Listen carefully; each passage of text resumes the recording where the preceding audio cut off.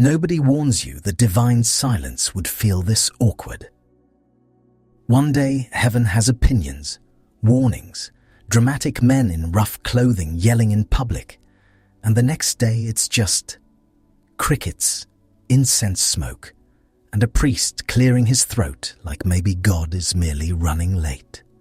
You keep waiting for the next message to drop, and instead, you get 400 years of absolutely nothing new, which is a long time to stand around in sandals pretending you are not deeply unsettled.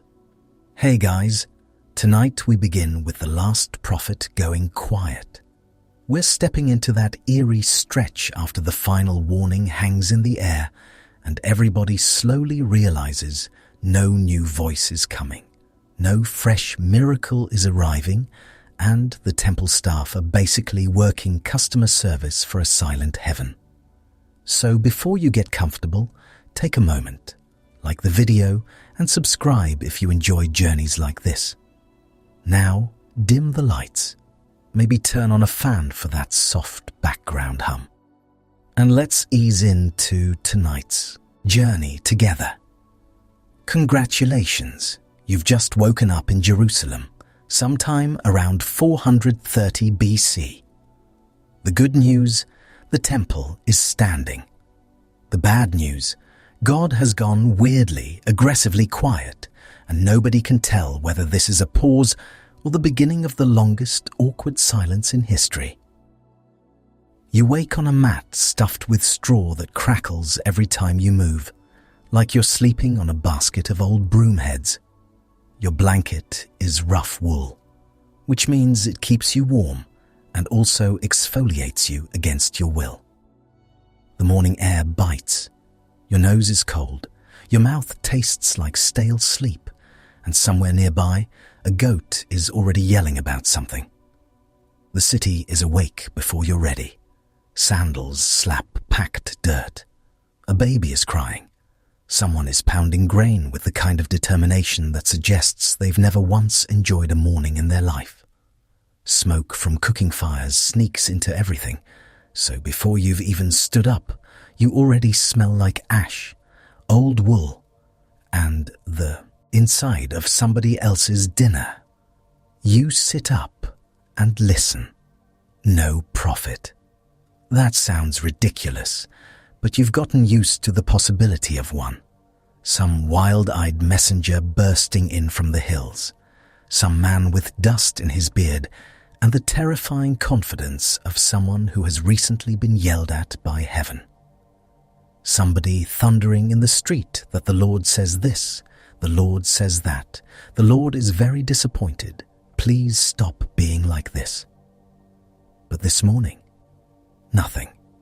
Just pigeons on the roof, a donkey snorting, your neighbor coughing like he's trying to eject his entire soul before breakfast. You step outside and Jerusalem hits you all at once. The road is uneven and determined to turn your ankle. The smell is a layered masterpiece of humanity making the best of things. Fresh bread, thank God. Also damp stone, sheep droppings, smoke, sweat, old water and a drain that gave up on dignity years ago. Children dart past you barefoot, somehow immune to filth. An old man is already arguing with another old man, which appears to be their shared hobby.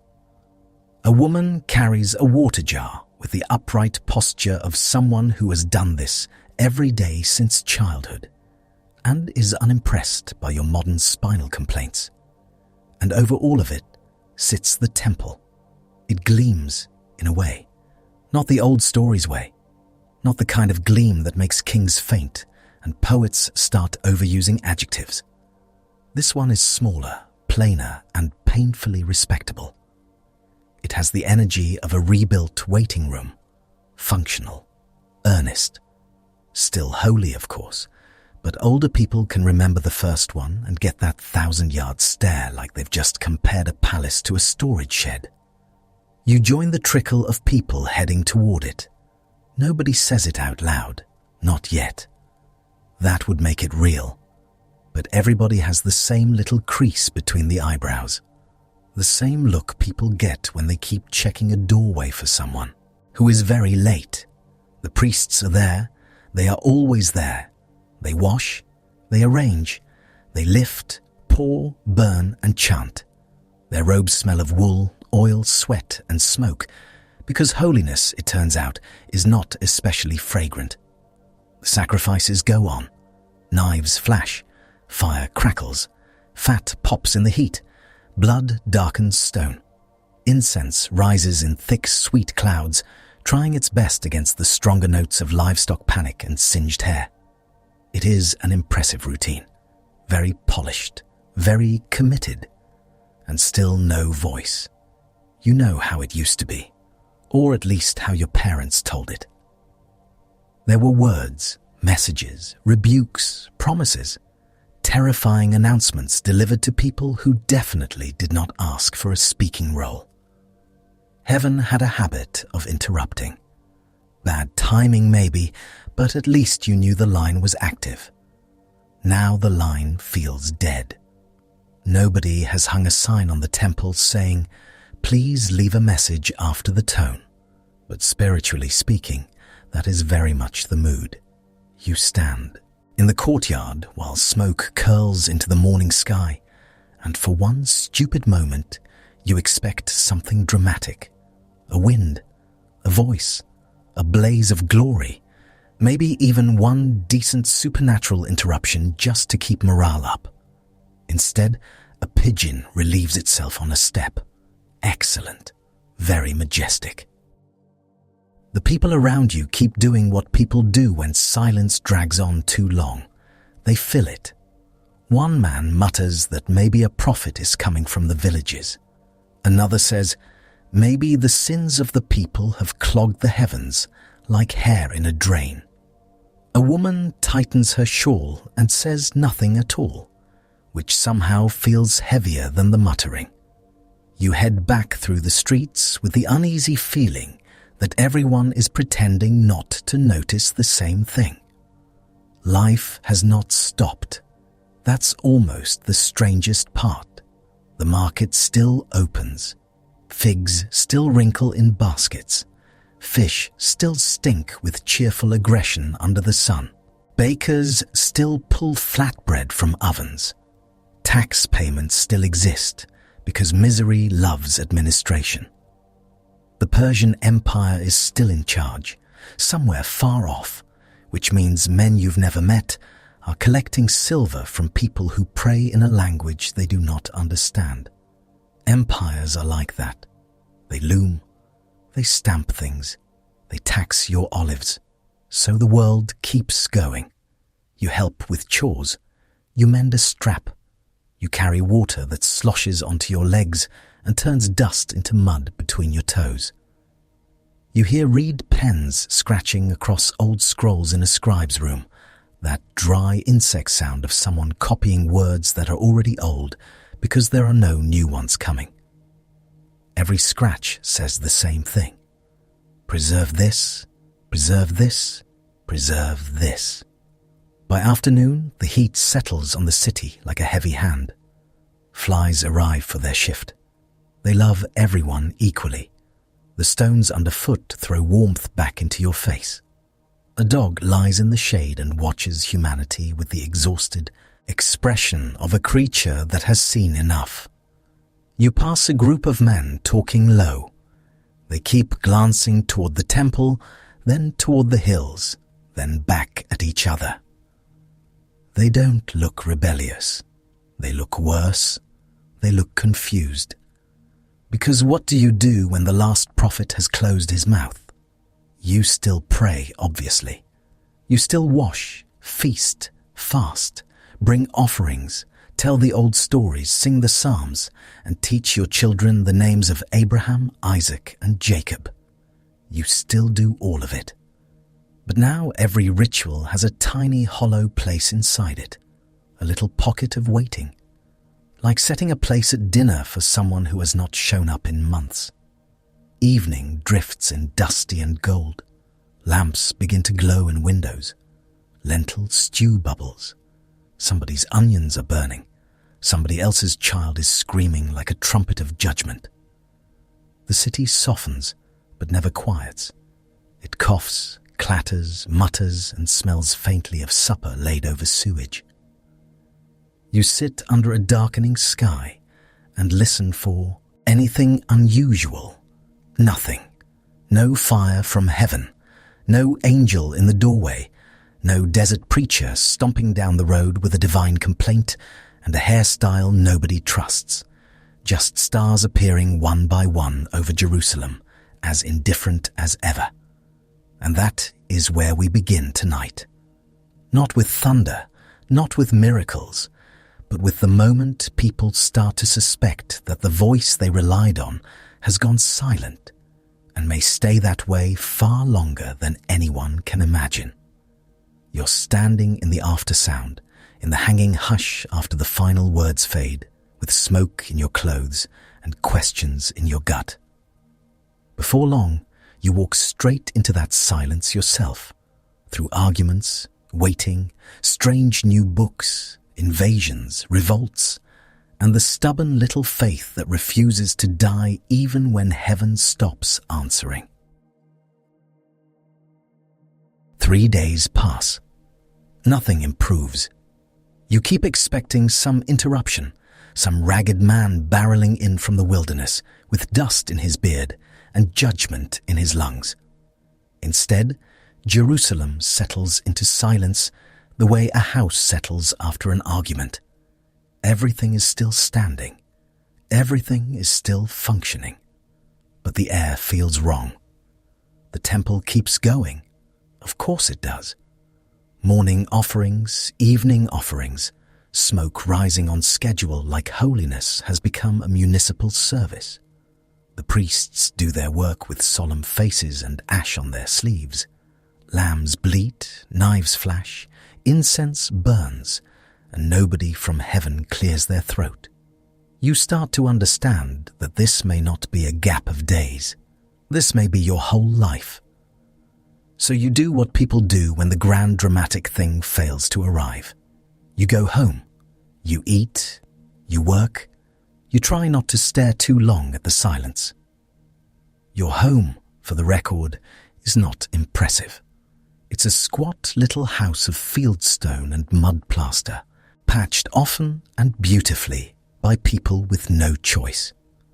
The roof leaks when the rains come, the floor is hard-packed earth, and the family's storage jars line the wall like patient clay relatives.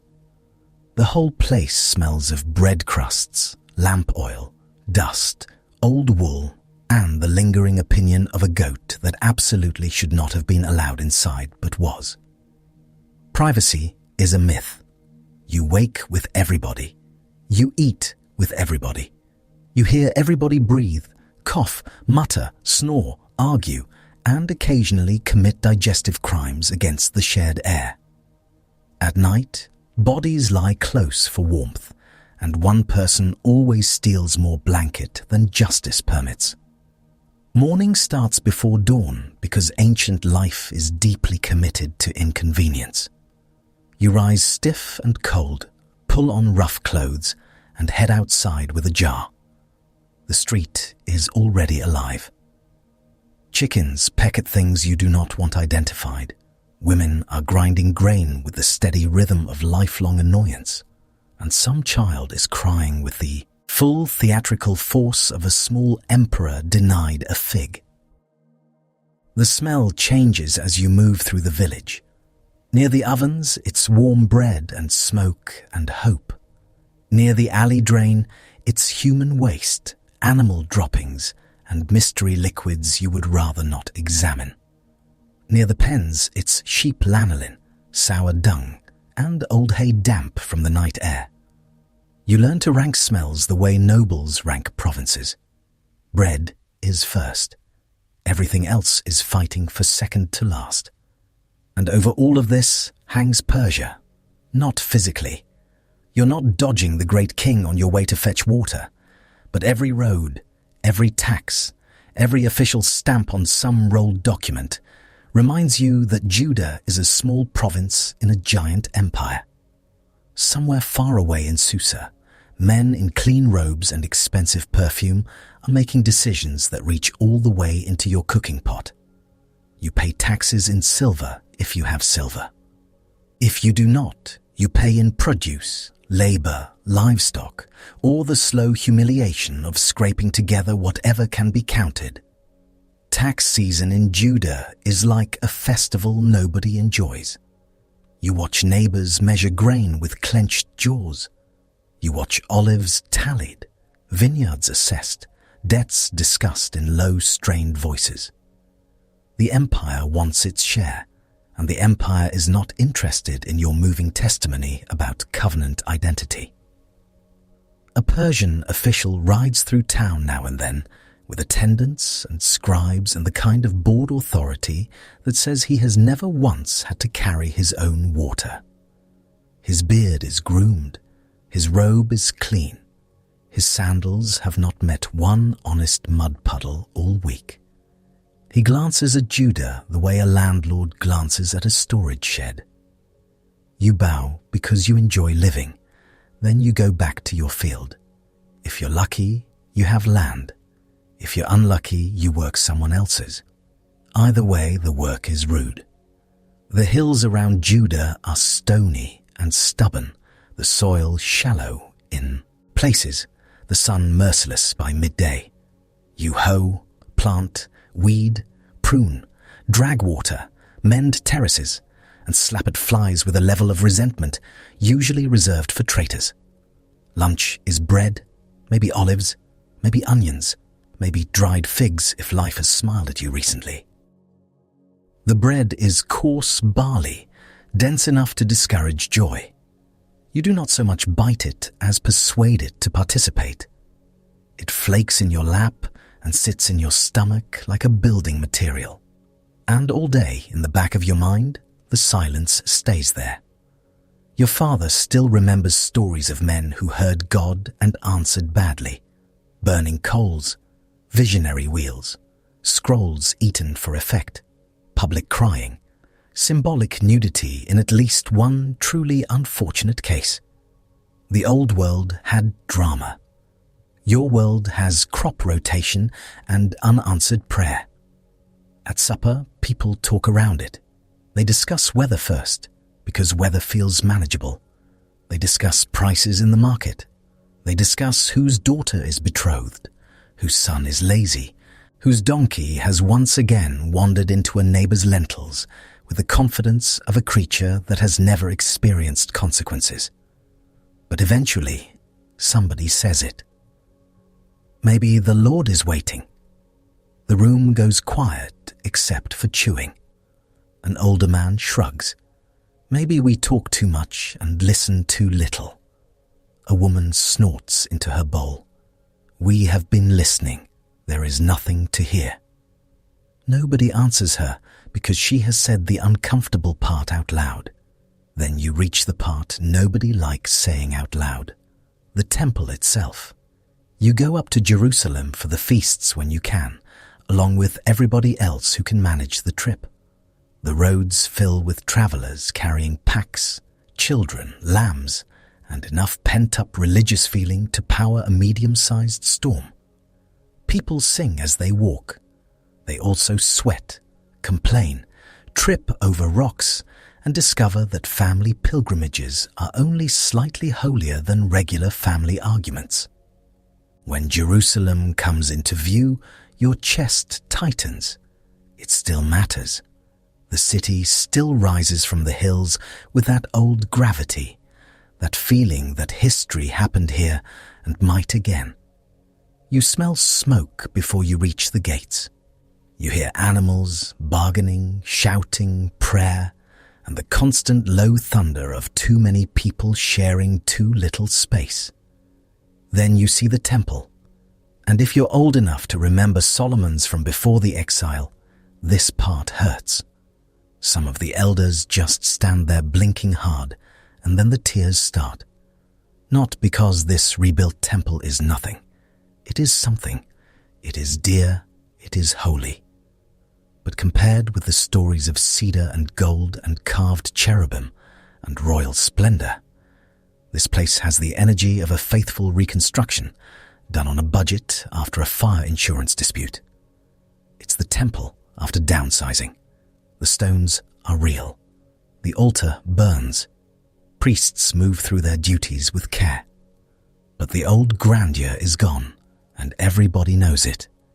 You can feel memory standing beside the building, arms crossed, looking disappointed. You bring your offering anyway. What else are you going to do? Stay home and sulk at God? Plenty of people probably do that, but publicly you bring the lamb or the grain or the doves, if that's what you can afford. You stand in line with the others. You smell warm bodies packed close, livestock nerves, old blood baking into stone, incense trying heroically to rescue the atmosphere and only partly succeeding. A priest takes your offering. His hands are practiced. His eyes are tired. The rituals are beautiful in the way repetition can become beautiful. Measured, ordered, ancient. But there is a strange new weight to them now. Before, a sacrifice might be followed by a word, a warning, a comfort, a rebuke with very specific local applications. Now the smoke goes up, and that's it. No addendum, no heavenly follow-up memo. You leave the courts with ash in your nose and a question in your ribs. How long can a people live on remembered fire? The answer, it turns out, is longer than anybody expected. Because while the priests keep serving, another kind of worker becomes more important with every passing year. The scribes. The first time you spend real time in a scribe's room, you notice the sound before anything else. Scratch, scratch, pause. Scratch, scratch, pause. Read pen on parchment. Read pen on leather. The driest, fussiest little noise in the world, like a determined insect filing legal complaints. The room smells of ink, scraped skins, dust, lamp smoke, and men who have been indoors too long. Shelves hold rolled scrolls tied with cords. Scraps of leather lie about. Ink pots stain fingers black. A scribe sits bent over his work with the posture of a man slowly becoming a hook. He does not look dramatic. He looks like somebody's exhausted uncle who has opinions about margins. But he is doing holy work. Since no new prophet is showing up with fresh thunderbolts, the old words begin to matter in a new way. Every old warning, every old promise, every song, law, genealogy, lament, proverb, and story. They are not old papers anymore. They are oxygen. So the scribes copy. Carefully, obsessively, reverently. Also with the stress level of people who know one spilled inkpot can ruin a month. You watch a man trim a reed, test the point, breathe on cramped fingers, and bend over the name with a seriousness that makes the whole room still. A younger apprentice beside him squints and mutters as he copies line after line, lips moving, trying not to skip a phrase. He does anyway. The older scribe catches it instantly. What follows is the ancient equivalent of a workplace correction, except with more shame and less coffee. The apprentice gets a look so severe it could preserve fish. The line is checked, fixed, checked again. This is not casual copying. This is memory guarded by calloused hands. Because memory can die. That fear is in the room all the time. Not panic exactly. More like a permanent tension in the jaw. You lost the land once. You lost the first temple once. Some of you were hauled to Babylon and made to remember Zion from a foreign riverbank. People learned the hard way that if the words are not copied, taught, recited, and argued over, they can vanish into the dust with everything else. So now the old scrolls are gathered, sorted, compared, treasured. You start hearing phrases like, "What was written to Moses?" and what Isaiah said, and the words of David with a new kind of urgency. It is no longer just history. It is current guidance. The dead are speaking because the living prophets are not. At first, that feels strange. A written word does not glare at you in the marketplace. A scroll cannot stomp around your village, denouncing everybody's fake fasting and fraudulent weights. A prophet has volume. A manuscript has corners. But little by little, people learn to listen differently. You see it on Sabbath evenings, when lamps are lit and a family gathers in a small room. The youngest child squirms. Someone hushes him. A grandfather unrolls a scroll with hands that are not as steady as they used to be. The leather crackles. The room smells of oil smoke, lentil stew, wool and feet that have done a full day's labor and are no longer pretending to be innocent. Then he reads, not performatively, not like a stage actor, more like a man opening a well in a dry place. The old words fill the room. Creation, Abraham leaving home, Moses before Pharaoh, Sinai smoking, wilderness grumbling, promises, warnings, songs. Everyone listens. Even the child pretending not to listen is listening. Because when heaven stops sending new messages, you reread the old ones until the ink practically glows. And not just in Jerusalem. Most people cannot go up to the temple every time they need reminding. You have fields to tend, animals to feed, children to keep from eating dirt. So little gatherings begin taking shape in towns and villages. Nothing fancy, no grand architecture, just a room, maybe attached to somebody's house, maybe a communal space with benches along the wall if you're lucky. You can feel something new beginning here. You walk in and the room smells like dust, old wood, lamp oil, damp cloaks, and too many people indoors. Men sit, children fidget, somebody coughs, somebody else has brought in wet sandals after rain, and now the whole floor smells like mud and sheep. A reader stands with a scroll, clears his throat, and starts. No sacrifice, no altar, no priest slicing anything open, just reading, just prayer, just the old words carried by a human voice in a room too small for all the hunger in it. It is simple enough to seem unimpressive, which is often how world-changing things begin. Nobody unveils a plaque. Nobody says, "Observe, we are inventing synagogue life." You just gather because you need the words and the temple is far and the silence is long. At first, it feels like making do. Then it becomes life. You hear the law read aloud, you hear the prophets, you hear the Psalms. People begin to explain, repeat, discuss. One line leads to another. One memory wakes another. A boy asks what a phrase means. An old woman answers before the men can get too elaborate. A farmer objects to one interpretation because his grandfather heard it differently. A scribe in the corner pinches the bridge of his nose. Arguments bloom immediately. Of course they do. Get 10 Judeans in one room, add scripture, and within minutes somebody is speaking with the urgency of a man defending both truth and his favorite goat. Did Isaiah mean this nation or that one?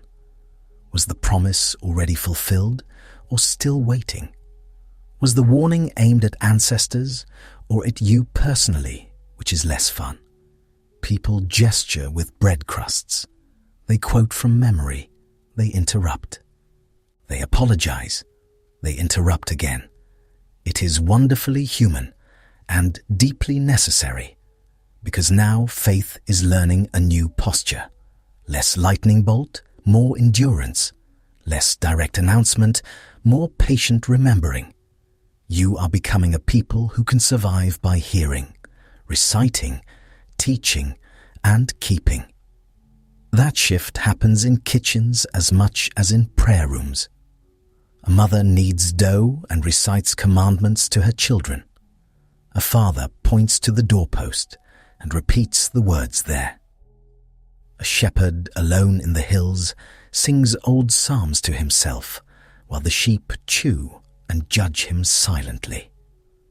A grandmother tells the Exodus story for the 50th time, and still everyone leans in at the sea crossing because you never get tired of your enemies being drowned by divine weather. Memory becomes muscle, and yet silence still stings. There are days when the old stories make it worse. You hear about the pillar of fire, the voice at Sinai, the glory filling the house. And then you look up from your barley bread at your cracked wall and your tax bill and your stubborn silence, and your heart does a small ugly thing. You wonder whether your generation has been put on hold. You wonder whether your grandparents did something wrong. You wonder whether heaven has decided to speak only in reruns. Nobody wants to say that in public, so they say gentler things. Wait on the Lord. Remember the covenant. He has spoken already, all true.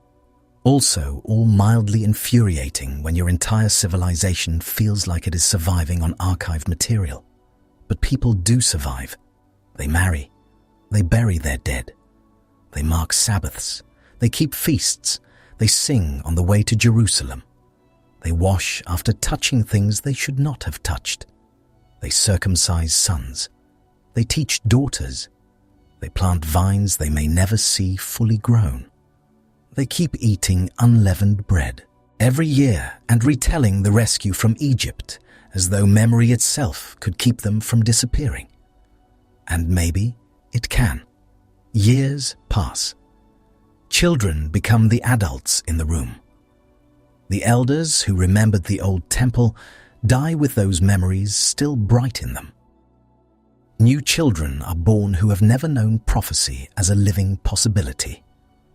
For them, the world simply is this: temple smoke in Jerusalem, Persian rule overhead, old scrolls in careful hands, and a God who spoke once and may speak again but has not yet. That changes people. It makes some more serious. It makes some more stubborn. It makes some drift. A few shrug and chase money because silver at least answers when you count it. Others cling harder than ever. They pray with ferocity. They fast. They study. They memorize. They build fences around commands because after exile and silence, nobody is eager to freestyle holiness. You see these careful ones in the market.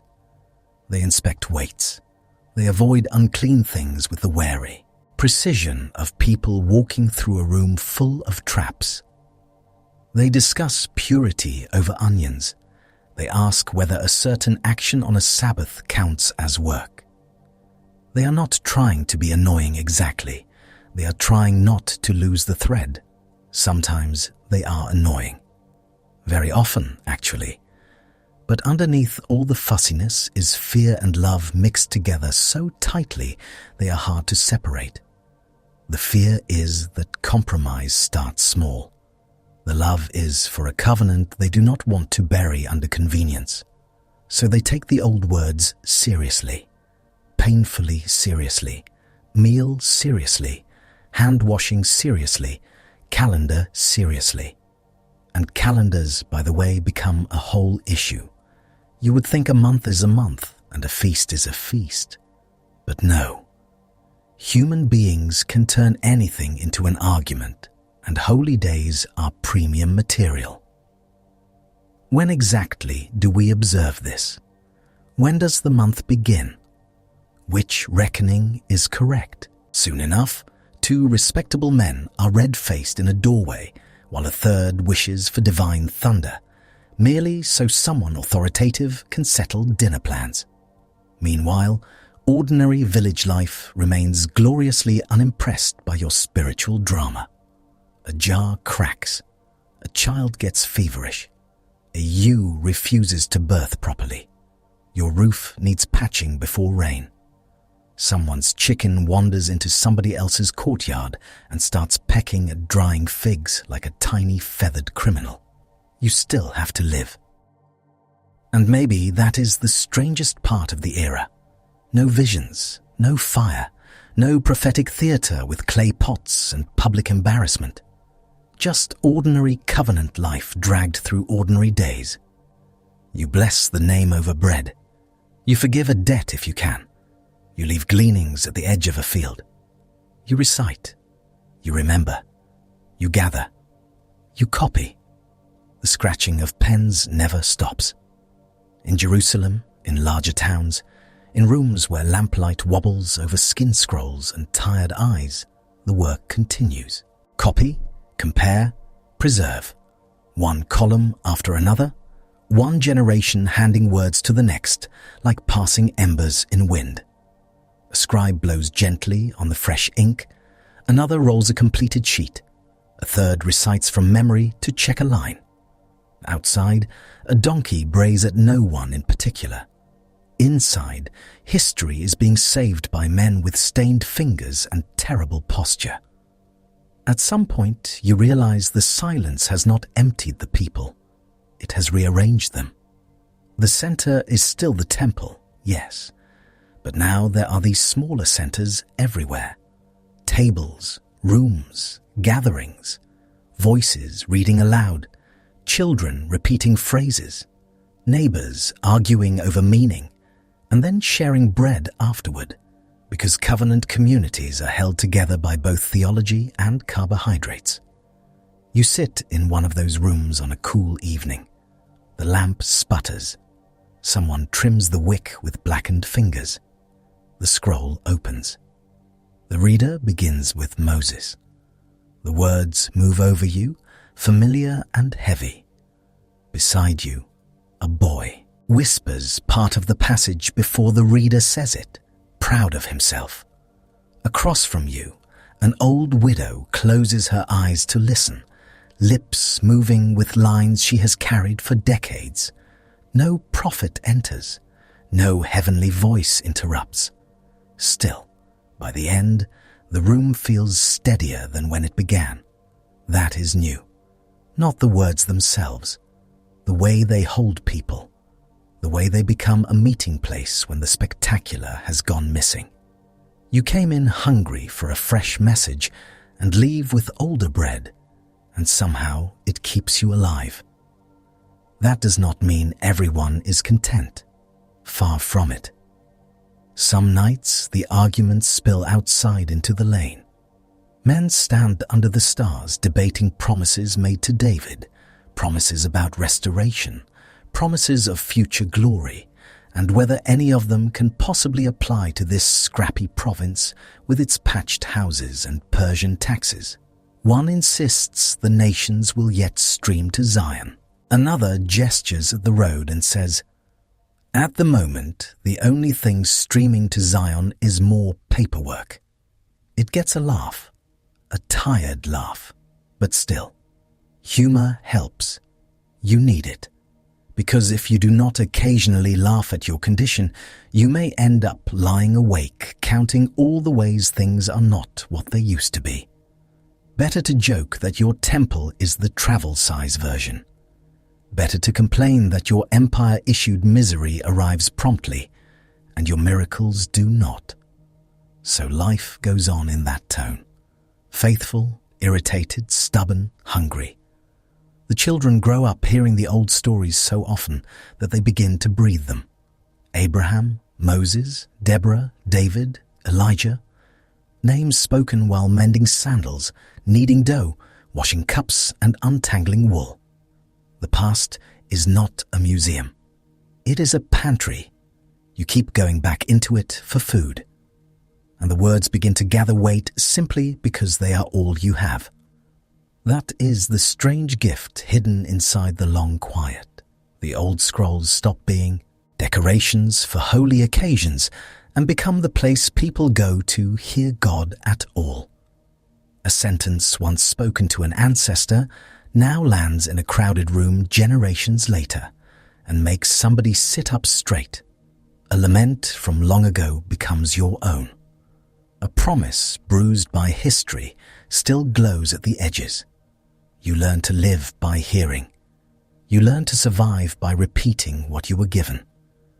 You learn that a people can be held together not just by kings and prophets and grand events, but by mothers teaching children, readers in village rooms, pilgrims on dusty roads, priests keeping routines, and scribes refusing to let memory rot. It is less glamorous than thunder. It is also harder to kill. Night settles over Judah one house at a time. Lamps shine through doorways. Supper smells drift into the lane. Lentils, onions, roasted grain, smoke. Somewhere a baby hiccups itself to sleep. Somewhere an old man recites a psalm softly enough that only the wall hears him. Somewhere a scribe rolls up a finished scroll, ties it carefully, and sets it beside the others. Outside, the Persian Empire still sprawls across the world, huge and indifferent. Jerusalem is still small. The temple is still modest. The heavens are still quiet. But in village rooms and family houses, in the scratch of pens and the murmur of remembered words, something stubborn has started to grow. Not prophecy, something almost as durable. A people learning how to keep listening when the voice has gone silent. And that, for now, is how Judah endures. And then, about 100 years into the silence, the ground starts to shake. Not from God, from horses, thousands and thousands of horses. At first, you feel it through your feet before you understand it with your brain. A low thudding under the earth, as if the road itself has developed a heartbeat. And unfortunately, it is stressed. Dust begins to rise along the horizon. Men stop talking mid-sentence. A woman gathering laundry looks up and squints. Somewhere, a dog starts barking with the brave stupidity of a creature that has never seen an empire move at speed. Word travels faster than the riders. Alexander, the Macedonian, the young king from the west who keeps doing impossible things like a man with no sense of proportion and excellent hair. He has crossed mountains, shattered armies, and taken cities that thought their walls meant something. Persia, that giant heavy thing hanging over your life like a loaded shelf, is suddenly wobbling. You stand in Jerusalem and hear the rumors. Roll in with traders, soldiers, and men who absolutely enjoy making everything sound worse. Tyre fell. Gaza burned. The Persian king ran. Cities opened their gates and lived. Cities resisted and regretted it immediately. Every report arrives wrapped in sweat, dust, and panic.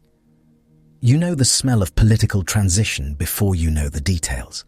Pack animals, nervous men, old leather, and that sharp odor of people lying confidently about the future. In the market, everybody has a cousin who heard from a caravan, that heard from a captain, that heard from a man who was definitely there.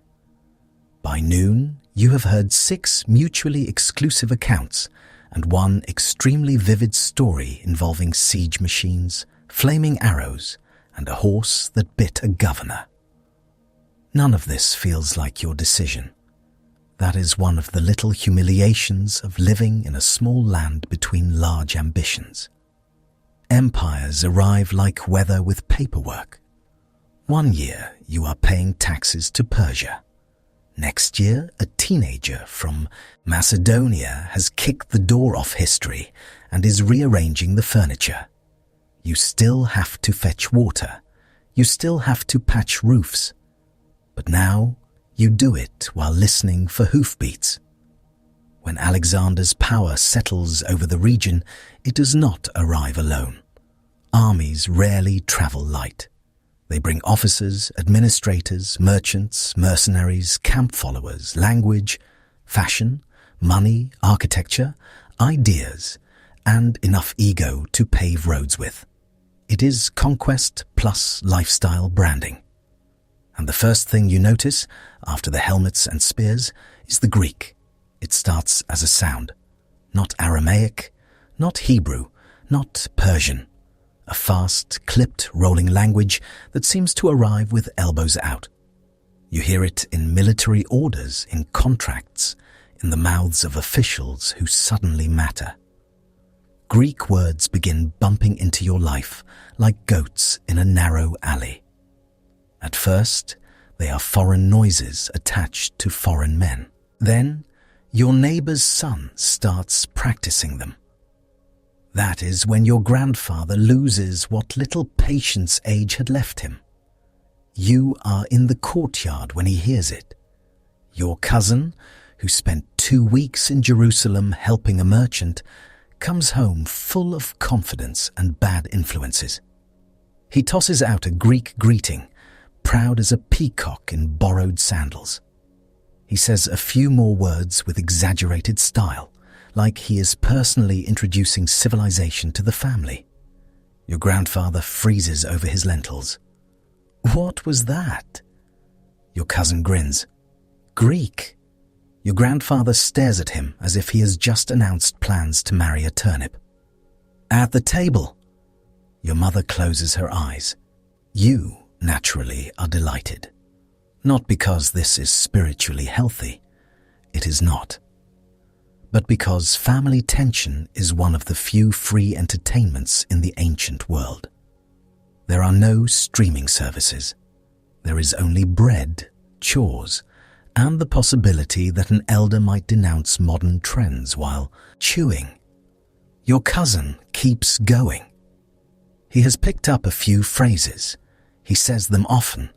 He rolls them around in his mouth because they sound sleek and new, unlike your village Hebrew, which he now treats with the weary tolerance of a man forced to use a cheap tool. He talks about the city, about the officials, about men who discuss poetry and rhetoric and philosophy as though words themselves can make them taller. Your grandfather is not impressed. We have words, he snaps. Yes, but these are Greek words. That does it. The old man slaps the table hard enough to startle a chicken off the wall. Are hours broken? Supper becomes tense immediately. This is how it begins. Not with a formal decree, not with a giant sign reading, "Welcome to Hellenization." Little things first. A language that sounds useful. A name that sounds fashionable. A boy standing differently because men in the city stand that way now. A merchant hanging imported goods where everybody can see them. Olive oil in prettier jars. New coinage. New manners. New jokes that aren't funny but arrive with prestige, which apparently is enough. You go up to Jerusalem and the city feels changed before you can list why. The streets are fuller. Not only with pilgrims and traders now, but with the Western shine of Greek influence. Soldiers in unfamiliar armor. Officials wearing cloaks cut differently. Men discussing gymnasia and councils and civic honors with the smug excitement of people who have learned a new vocabulary and intend to use all of it. A sign painter scratches Greek letters onto wood. A boy repeats them under his breath. An older priest passes by with a face like curdled milk. The old world is still there. The temple still stands. The offerings still burn. Priests still wash, trim, carry, bless. Lambs still bleat with that same doomed nasal panic. Blood still hits stone. Incense still tries heroically to cover the rest of the atmosphere and still loses. You can smell holiness and livestock and old ash all at once. But now another smell creeps in. Olive oil rubbed on athletic skin. That is not a sentence your grandfather was prepared to hear in relation to Jerusalem, because somebody has had an idea, a very Greek idea, a city improvement idea, a youth cultivation idea, a let us be modern and not provincial and definitely not weird desert traditionalists forever idea.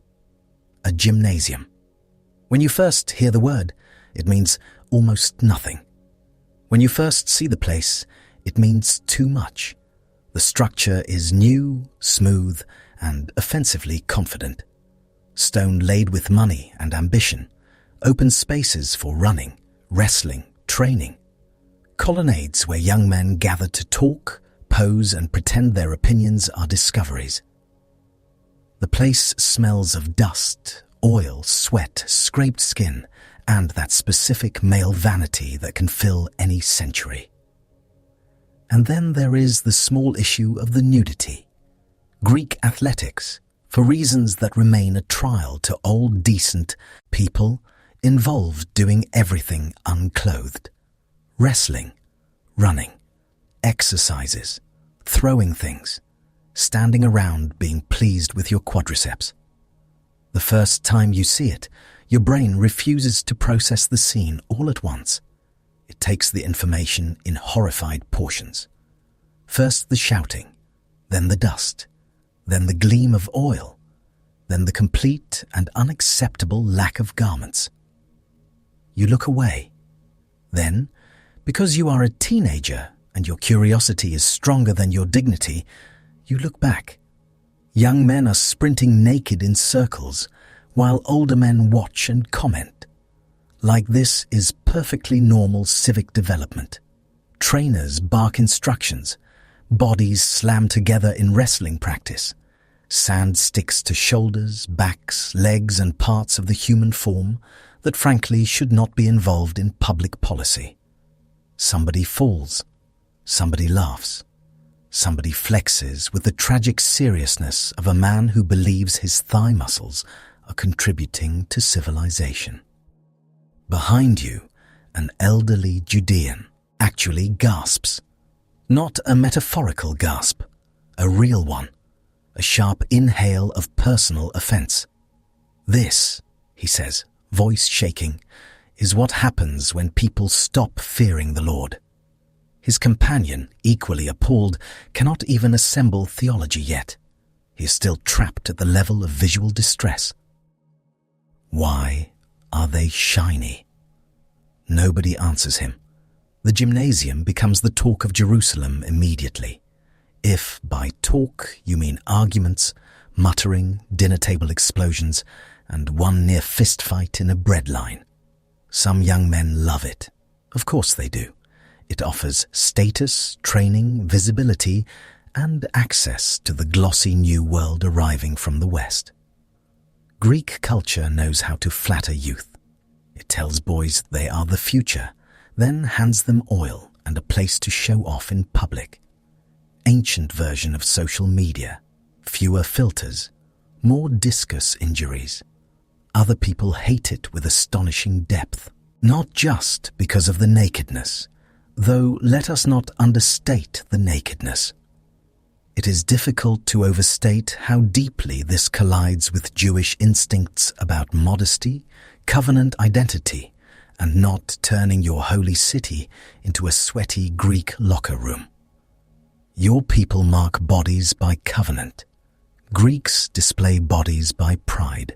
One culture says the flesh is under command. The other says the flesh should be moisturized and applauded. These are not small differences. You feel them in your own body walking the city. 1 minute you pass men heading toward the temple in clean garments, careful steps, and ritual purpose. Next minute you pass young Judeans hurrying toward the gymnasium with strigils, oil flasks, and expressions of intense self-importance. The whole city feels like two conversations happening in the same room, each getting louder because the other one exists. Even names start changing. This part hits families strangely hard, because a name is not just a sound. It is memory, lineage, belonging. Your grandfather wants names like Eleazar, Mattithiah, Johanan, names that smell like your father's and the covenant and dust from Judean hills. But now boys in the city are calling themselves Jason. Men introduce sons as Alexander. A young aristocrat who used to answer to Joshua is now very interested in being called something Greek and rounded and fashionable. Your aunt hears one of these new names and nearly drops a water jar. "Jason," she says. "Is he a goat trader from the islands now?" "No, he is still your neighbor's son. He just wants a name that opens doors. That is the pressure, not abstract philosophy floating over rooftops. Doors, access, opportunity, jobs, trade, advancement. Greek is the language of administration, commerce, prestige, conversation with the people currently holding power. You can keep your old name, your old tongue, your old habits. You can also watch smoother men glide past you into influence while you stand there smelling like lentils and ancestral duty. Some families lean in. You see it in clothes first, better fabrics, Greek-style cloaks draped just so, sandals with more straps than seems structurally necessary, hair trimmed with Western fashion in mind. Perfumes appear. More mirrors are consulted. A household that once cared mainly whether a garment was clean enough for Sabbath now cares whether it says cultured and urbane, and definitely not from a village where chickens wander through breakfast. Then, manners change. A boy who used to sit cross-legged on a floor cushion now reclines with city polish and explains that this is how educated people dine. He sprinkles Greek words into ordinary speech, like herbs into stew, except less welcome. He talks about reason and nature and the order of things, with the enthusiasm of a man who has attended 3 lectures and believes he has become a different species. Your cousin returns from Jerusalem one feast season and says, "Over onions. You know, the Logos?" Your father cuts him off without looking up. "The what?" "The Logos, the rational principle." "No. It means, I know what it means, because you have explained it 6 times while eating my bread." The room goes quiet. Then your grandmother, who has no Greek and less patience, says, "If the rational principle would like more lentils, it can ask politely." That gets a laugh. Even your cousin laughs, though he tries to make it an educated laugh. This is the real vertigo of it. Greek culture is not only taking over courts and barracks, it is getting inside sentences, inside education, inside imagination. Your people had lived under foreign rulers before. Assyria crushed, Babylon exiled, Persia taxed and managed. But this new thing has a different flavor. It does not merely demand tribute, it invites imitation. It wants your mind, and your sons, and, if possible, your taste in architecture. The years after Alexander die are especially messy, because of course they are. A man conquers half the world before turning 30, then drops dead, and now all his generals start carving the empire up like hungry relatives after a funeral. You hear new names: Ptolemy in Egypt, Seleucus in the north and east, Antigonus, others. Everybody swears legitimacy. Everybody marches armies. The map changes every time somebody ambitious wakes up in a metal hat. Judea sits in the middle of this nonsense like a loaf of bread between fighting dogs. First come the Ptolemies out of Egypt. Their control feels different from Persia's, but not exactly relaxing. Taxes continue because empires, no matter their language, are deeply committed to being expensive. Officials still count, assess, collect, and reassure you that all burdens are necessary for order. Order, in this case, means grain moving south, silver moving out, and your village continuing to exist, so it can be useful next year. Yet, under the Ptolemies, Greek culture keeps spreading. Alexandria down in Egypt grows into a monster of a city, enormous and shiny, and packed with scholars, merchants, sailors, bureaucrats, and enough books to make a scribe faint. Jewish communities there start speaking Greek daily. Children raised in those neighborhoods learn to pray to the God of Israel in one language and bargain over fish in another. Some never become fully comfortable in Hebrew at all. That would have sounded impossible to your great-grandfather. Now it is Tuesday. In Jerusalem, the tension deepens because elites adapt fastest. They always do. Wealthy families send sons for Greek education.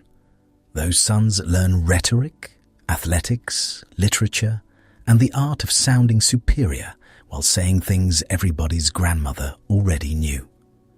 They return with polished accents and broader shoulders and an alarming comfort with public bathing. They start looking at old village piety the way rich men look at patched cloaks, a little embarrassed, a little condescending, entirely too pleased with themselves. You feel it in the marketplace. A merchant tries greeting you in Greek first, just in case you are important now. A money changer advertises rates in 2 languages. A young official with Judean blood and Greek manners walks by with the expression of a man hoping nobody remembers what his grandfather was called. Near the fish stalls, it smells like brine, scales, rot, and political ambition. Near the perfume sellers, it smells like imported oils and financial irresponsibility. Near the schoolrooms, it smells like wax tablets, dust, and adolescent arrogance. Everywhere, the old and the new grind against each other. Some compromises seem harmless. Learn the language. Fine. Trade requires it. Administration requires it. You cannot shout Hebrew at a tax document and expect it to translate itself. Other compromises feel slippery. Greek literature, Greek customs, Greek gymnasia, Greek civic honors, Greek ideas about the body, the gods, the soul, glory, wisdom, self-mastery. Once those begin settling in, people stop merely wearing a different cloak. They begin admiring different things. A father notices his son no longer wants to study the law with the same hunger. A mother notices her daughter laughing at old village ways she once loved.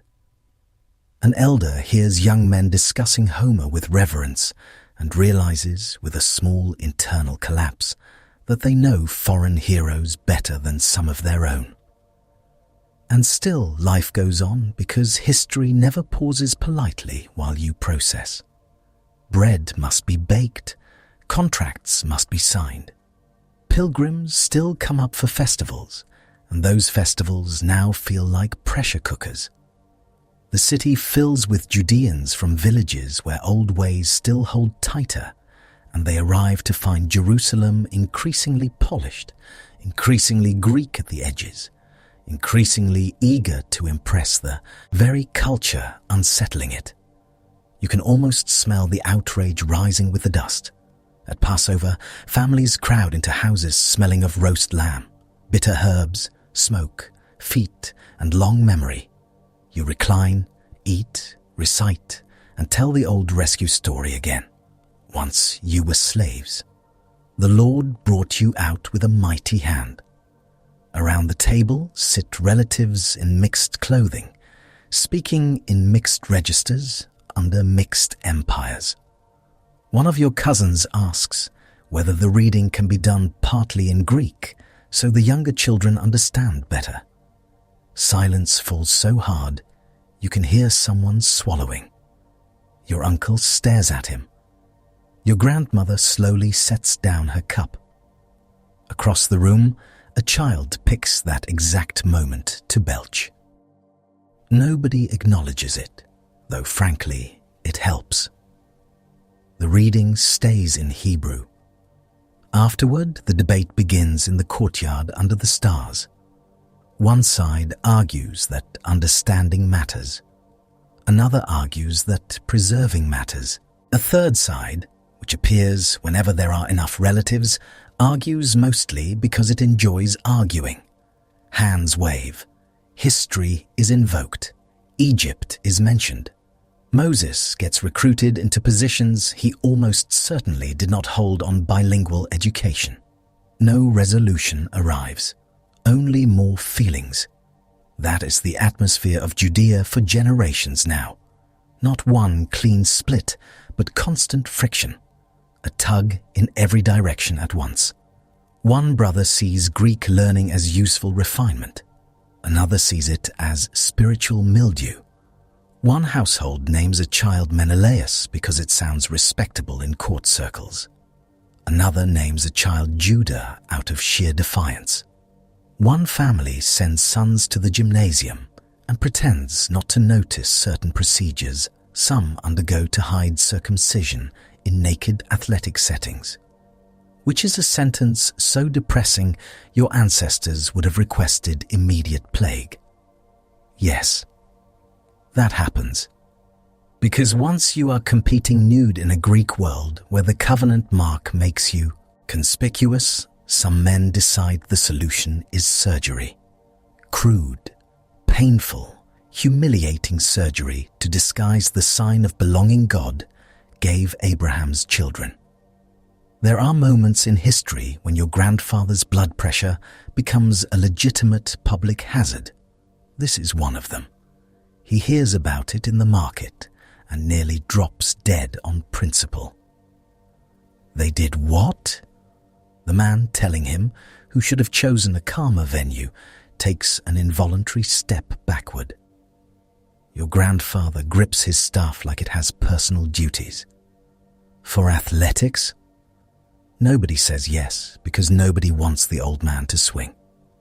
He mutters all afternoon after that, not speaking, muttering, the sound of a righteous stomach trying to digest civilizational collapse.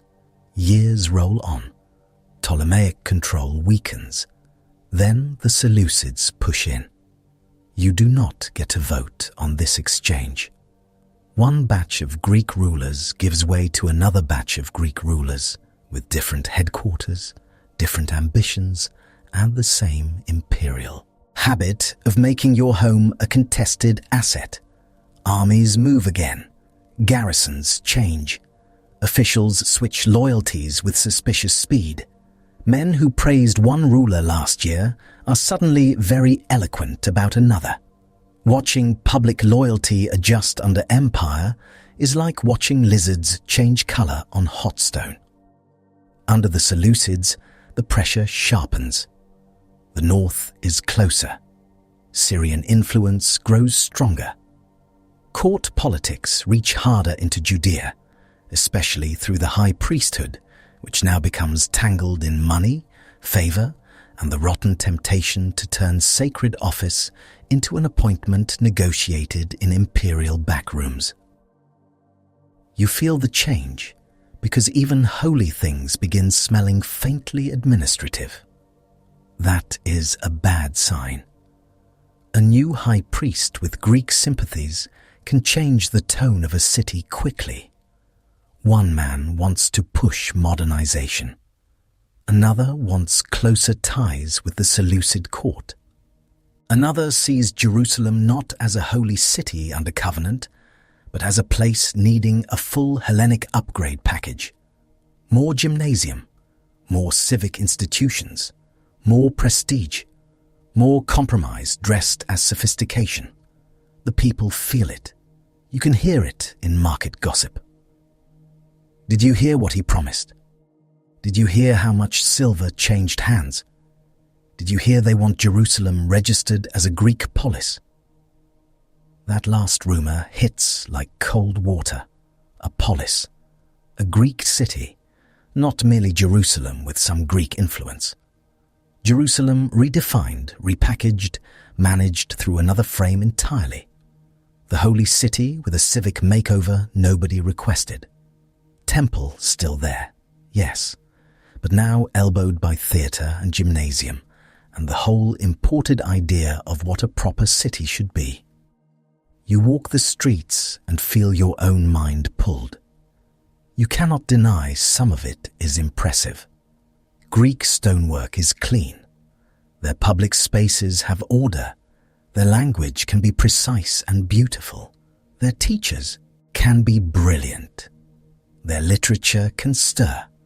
Their mathematics can make the world seem briefly understandable, which is no small pleasure. Not every Greek thing is depravity in sandals. That makes the whole problem worse. If it were all obviously disgusting, like spoiled goat milk in summer, nobody would struggle. You would smell it, gag, and move on. But much of it is genuinely dazzling. That is why it works. It flatters the mind while loosening the roots. So you live inside the tension. You stand in Jerusalem hearing Greek spoken under arches while psalms are still sung on pilgrim roads. You watch young men oil themselves for the gymnasium, then watch priests wash for temple service. You eat Passover in a house where one child asks questions in Hebrew and another in Greek. You hear one teacher praise Torah as wisdom and another praise philosophy as wisdom, and realize everybody is using the same word while meaning very different meals. You begin to understand that conquest can happen in the imagination long before it finishes in the streets. At home, the arguments never really stop. Your father says language is a tool. Your grandfather says tools shape hands. Your cousin says the future belongs to people who adapt. Your aunt says the future belongs to people who stop showing up naked in public. Again, hard to argue with. Some nights, the whole thing feels almost manageable. People keep Sabbath. The temple services continue. The feasts still gather crowds. Children still learn the commandments. Families still tell the old stories. For a moment, you think perhaps the people can absorb this, use what is useful, refuse what is poisonous, and stay themselves. Then you go into the city and see Judean boys racing unclothed in a gymnasium, while an official named Jason curries favor with foreign rulers, and the optimism packs its bags. Something fundamental is being tested. Not whether your people can survive occupation. They have done that before. Whether they can survive admiration. That is harder. Fear can preserve a people. So can anger. Admiration is slipperier. Admiration makes imitation feel noble. It makes surrender look like taste. It makes inherited things seem shabby unless polished by foreign approval. You feel that temptation in your own chest sometimes and hate it for being understandable. You would like the world to divide neatly between holy and disgusting. It does not. It arrives mixed, useful with dangerous, beautiful with corrosive, educated with arrogant, refined with idolatrous. The package is glossy. The contents are complicated, and all the while the silence from heaven continues, which somehow makes every argument louder. No prophet storms in to settle the matter. No booming voice from the temple says yes to this, no to that, absolutely not to the wrestling oil. So the people argue their way through it. They argue in courtyards and workshops, at wells and city gates, over figs and fish and Sabbath meals.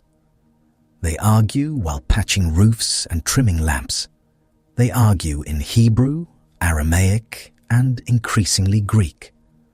They argue because identity is now being negotiated in the grammar of daily life. What do you call your child? What do you study? Where do you spend your time? What language do you dream in? What do you admire? What embarrasses you? What are you willing to look old-fashioned to keep? These questions settle into Judah like fine dust. You cannot keep them out. You breathe them. You carry them home in your clothes. You taste them in family meals and festival conversations and every glance toward the city. And the city itself keeps changing. Greek style pushes deeper. Public life brightens and hardens at once. More inscriptions, more civic display, more men trying very hard to seem at ease in this blended world while privately fearing they are losing track of themselves. The temple still smokes. Pilgrims still sing. But there is a nervousness now, a charged feeling under ordinary life, as if too many strings have been tightened and everybody is pretending not to hear the strain. You feel it especially in the young. They have the least memory of anything before this and the most to gain from joining it. They stand at the hinge of worlds, old enough to crave status, young enough to believe they can borrow foreign habits without being borrowed in return. One hand on Torah, one hand on Greek ambition, hoping their grip is stronger than history. Sometimes it is. Sometimes it really is.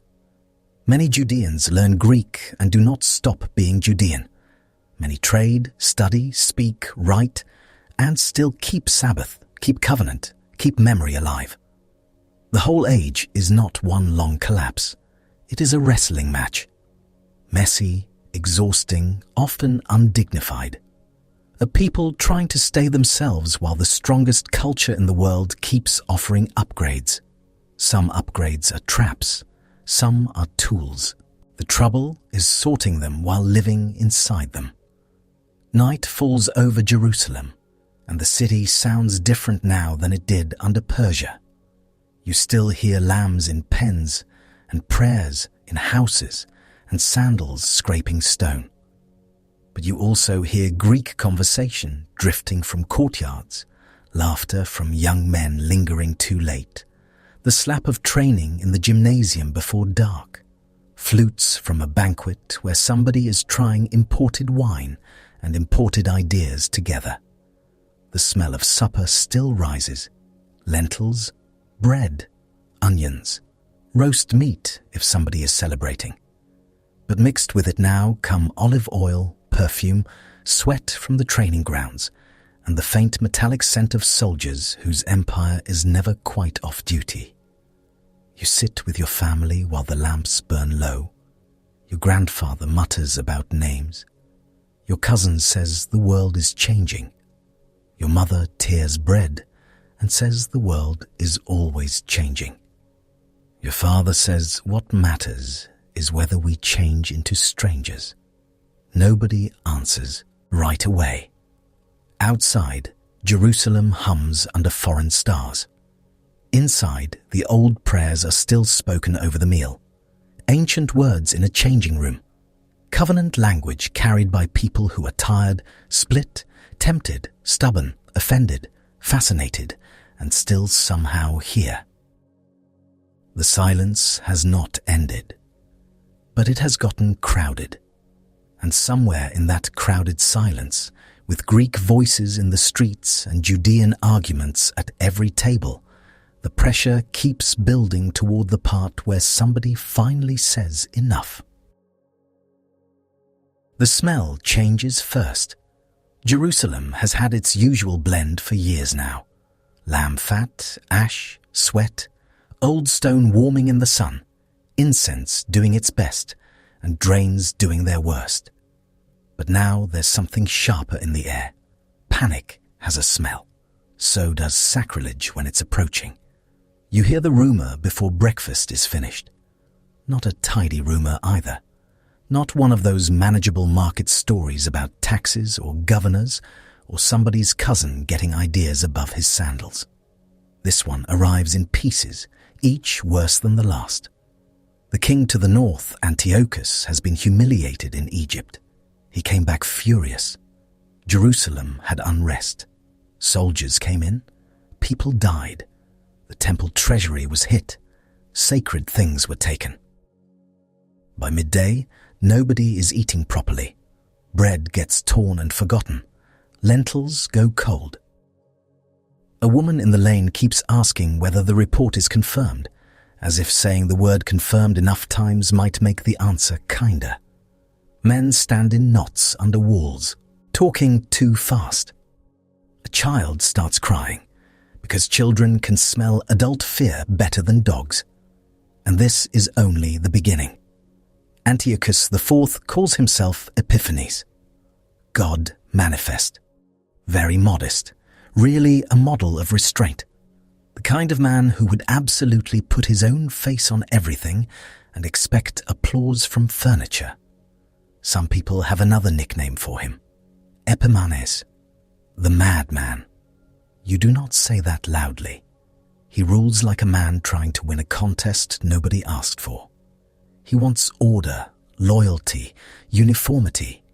He wants his kingdoms stitched together under one cultural fabric, one political will, one proper display of obedience. And your people, with your Sabbath and food laws and circumcision and stubborn refusal to blend nicely into the imperial wallpaper, are becoming a personal irritation. That is bad enough. Then the decrees start.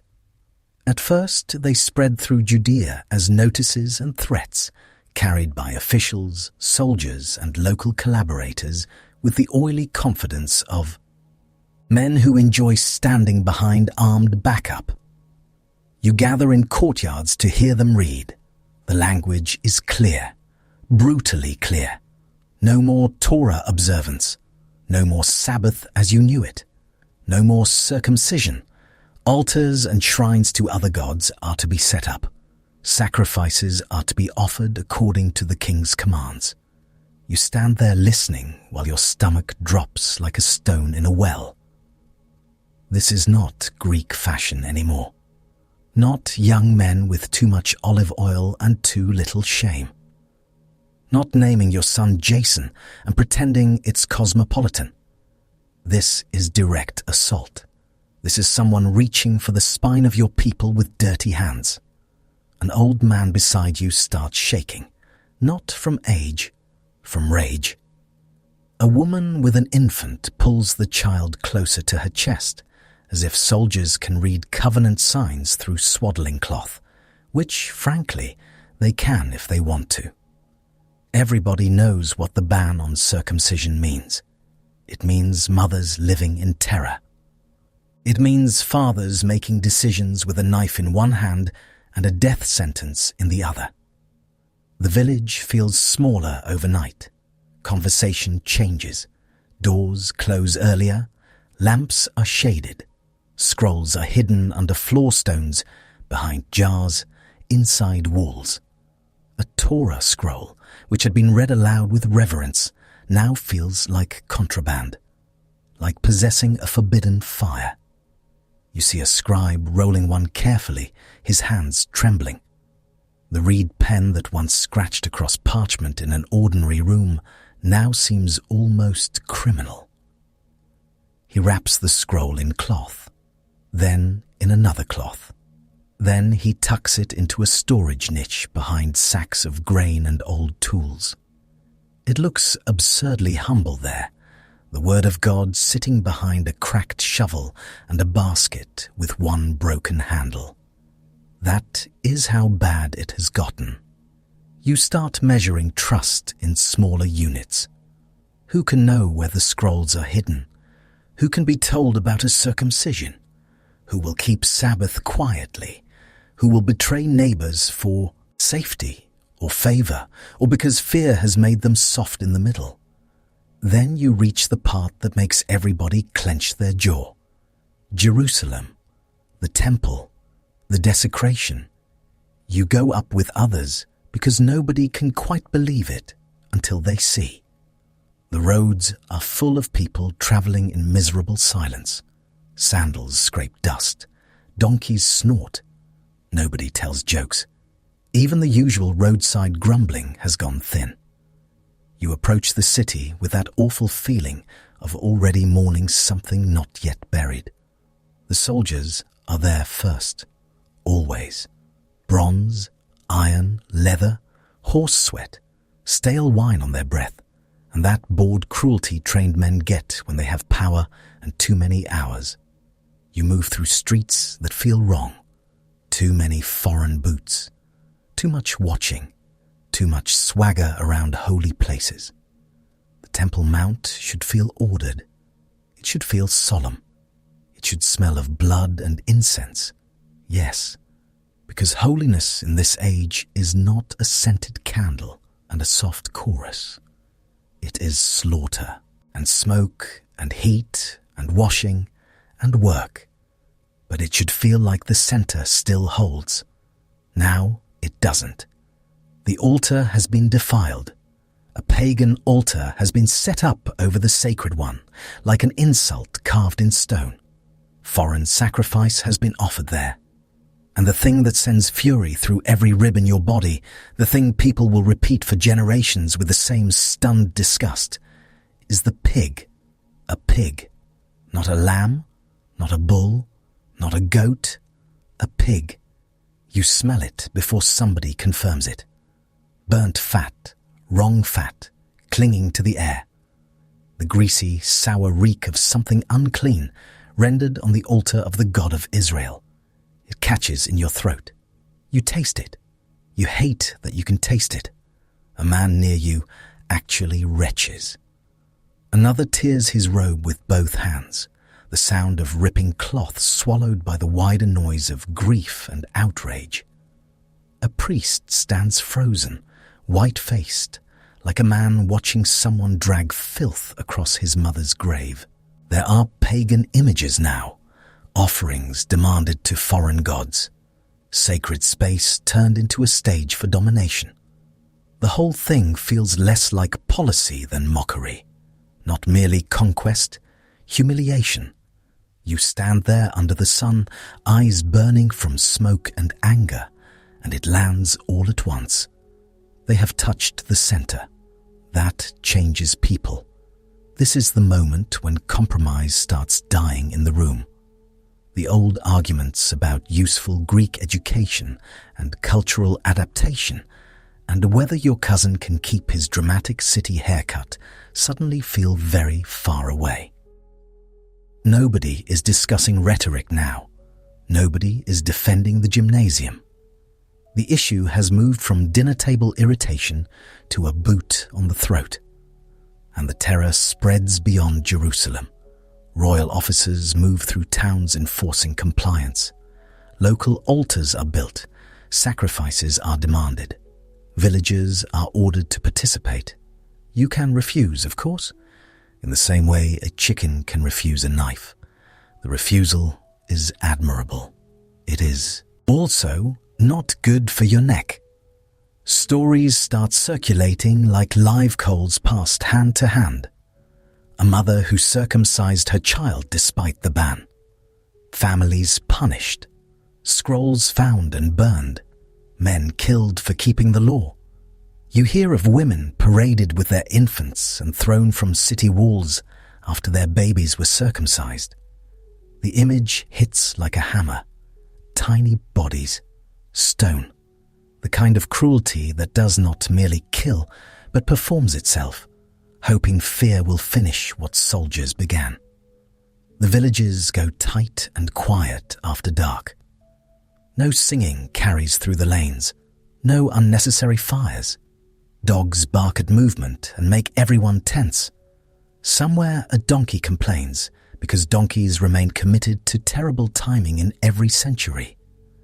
And then, in a little town called Modin, somebody finally says enough. You're there in the crowd because crowds form whenever officials arrive to demand something offensive.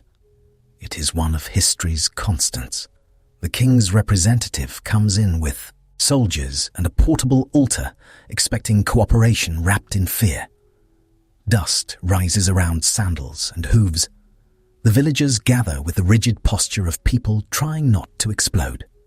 At the center stands Mattathias, old priest, rural man, not flashy, not polished, no court perfume, no imported elegance. He smells like wool, smoke, and hills, the kind of man whose hands know knives, scrolls, and stubbornness in equal measure. His sons are with him. Big energy there. You can feel it. Compact, hard men with the family trait of looking like they'd rather die than be impressed by imperial branding. The official tries the soft approach first. He knows Mattathias has standing. "You are a leader here," he says, the way men say flattering things when they want you to commit blasphemy publicly. "Come, offer the sacrifice. Set an example. You'll be honored. The king will favor you." Translation: betray everything, and we'll give you a nice certificate. Mattathias does not look persuaded. He answers in front of everybody, loud enough for the square. He says he and his sons will not abandon the covenant of their fathers. He will not obey the king's words. He will not turn aside. Good speech. Very stirring. Full marks. Then another Jew steps forward, apparently deciding this is an excellent moment to comply. Maybe he's afraid. Maybe ambitious. Maybe just broken. Whatever the reason, he walks toward the altar to offer the pagan sacrifice under royal orders while the whole village watches. Mattathias snaps. No committee meeting. No strategic memo. No prolonged ethical seminar. He kills the man on the altar. Then he kills the king's officer too. At this point, the square loses all remaining calm. Dust, shouting, steel, bodies shoving, women screaming, children dragged backward by frantic hands. Somebody knocks over a jar. Somebody else drops dead in it. The altar is torn down. The whole village convulses in one hot, violent instant. And there it is. Revolt. Not as a slogan, as a body on the ground. Mattathias shouts for everyone zealous for the law to follow him. And people do. Not everybody. Revolts are not group projects with universal enthusiasm. Some stay, some hide, some freeze. But enough men grab what they can and run for the hills with Mattathias and his sons. You go too, because staying now means either submission or arrest, and the hills at least offer rocks to crouch behind. The countryside receives you, like all wildernesses receive fugitives, badly. You sleep in caves. You thought caves might feel romantic in the abstract. They do not. They feel damp, cramped, and haunted by everybody's feet. The air smells like limestone, wet wool, old ashes, stale breath, and men who have not bathed because the empire is trying to kill them. Cloaks pick up the odor and keep it. Bread goes hard. Waterskins go sour around the seams. Somebody is always coughing. Somebody is always snoring like a dying ox. Privacy is gone. Personal space has ascended to heaven. You wedge yourself against rock and try not to think about what is crawling in the straw. If there is straw, often there is not. Sometimes your pillow is a rolled cloak and optimism. But the caves become headquarters. Mattathias and his sons move from hiding place to hiding place, gathering the faithful, raiding apostate altars, cutting down pagan installations in villages, and circumcising boys by force where families had hesitated or been prevented. That part is not gentle. Nothing about civilizational emergency is gentle. The hills fill with men carrying blades, grief, and a very clear sense that accommodation has expired. You learn guerrilla war quickly because you have to. How to move at night, how to keep a fire small, how to muffle metal, how to watch a road from above without silhouetting yourself like an idiot against the ridge, how to eat cold food without complaining because a hot meal gives away your position. And anyway, you're chewing dried figs with dirt on them, so luxury has already left the chat. There are debates even now. Can you fight on the Sabbath? At first, some refuse. They are attacked and slaughtered in caves because they will not raise a hand on the holy day. Men, women, children, burned or cut down where they hide. The report comes back to the camp and settles over everyone like ash. Mattathias and his circle make the decision. If you do not defend yourselves on the Sabbath, there will soon be nobody left to keep it. That is the sort of decision silence forces on people. Sharp ones, ugly ones, necessary ones. Not long after, Mattathias dies. You are there in the rough camp when word spreads that the old man is failing. His face is drawn, his breathing is shallow. He gathers his sons, gives final charges, names Judas to lead in war and Simon to give counsel. Around him, the cave stinks of smoke, men, damp stone, and mortality. Great transitions in history often happen in places that smell terrible. Then the old priest is gone, and Judas, son of Mattathias, takes over. They call him Maccabees, the hammer. You hear the nickname and think, yes, that seems about right. Not subtle, not ornamental, not the kind of man you invite to discuss moderation over wine. He is a strike, not a negotiation. Judas fights like somebody who understands terrain better than prestige. He does not have the big, polished armies of the Seleucids. No endless lines of shields, no glittering parade formations, no treasury to support elegant campaigns. What he has are hillmen, fury, local knowledge, and the useful advantage of not caring whether his methods look respectable in an imperial report. You crouch in ravines waiting for patrols. You lie behind scrub and rocks while the sun cooks the back of your neck and flies inspect your face like tax officials. Your mouth tastes like dust and old fear. Beside you, a fighter grips his spear so hard his knuckles go pale under grime. Another mutters a psalm through cracked lips. Another smells like onion, sweat, and damp leather because he has worn the same tunic for 6 days. Down on the road comes a Seleucid detachment. Boots, armor, baggage animals.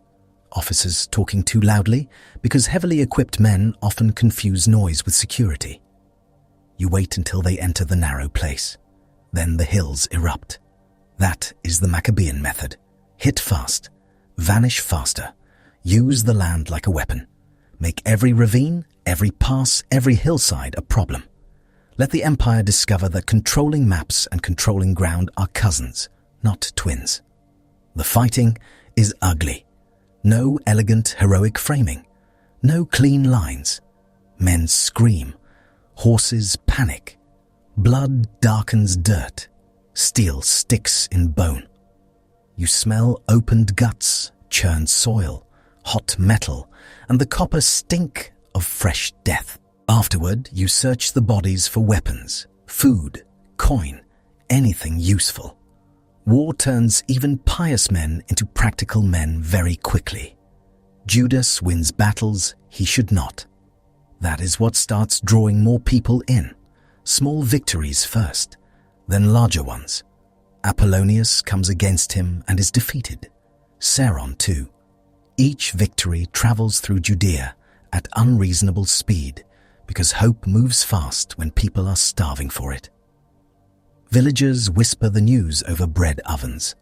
Women at wells repeat it with widening eyes. Men straighten their backs a little. Maybe the empire can bleed. Maybe the hills are not finished speaking. The Seleucid response, naturally, is to escalate. They send bigger forces. Because when an empire gets embarrassed by mountain priests, it does not pause for self-reflection. It doubles down.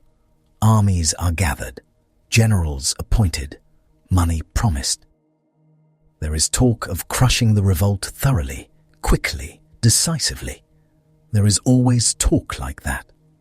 One campaign sends the camp, followers ahead too early, merchants expecting to buy Jewish captives as slaves after the easy victory.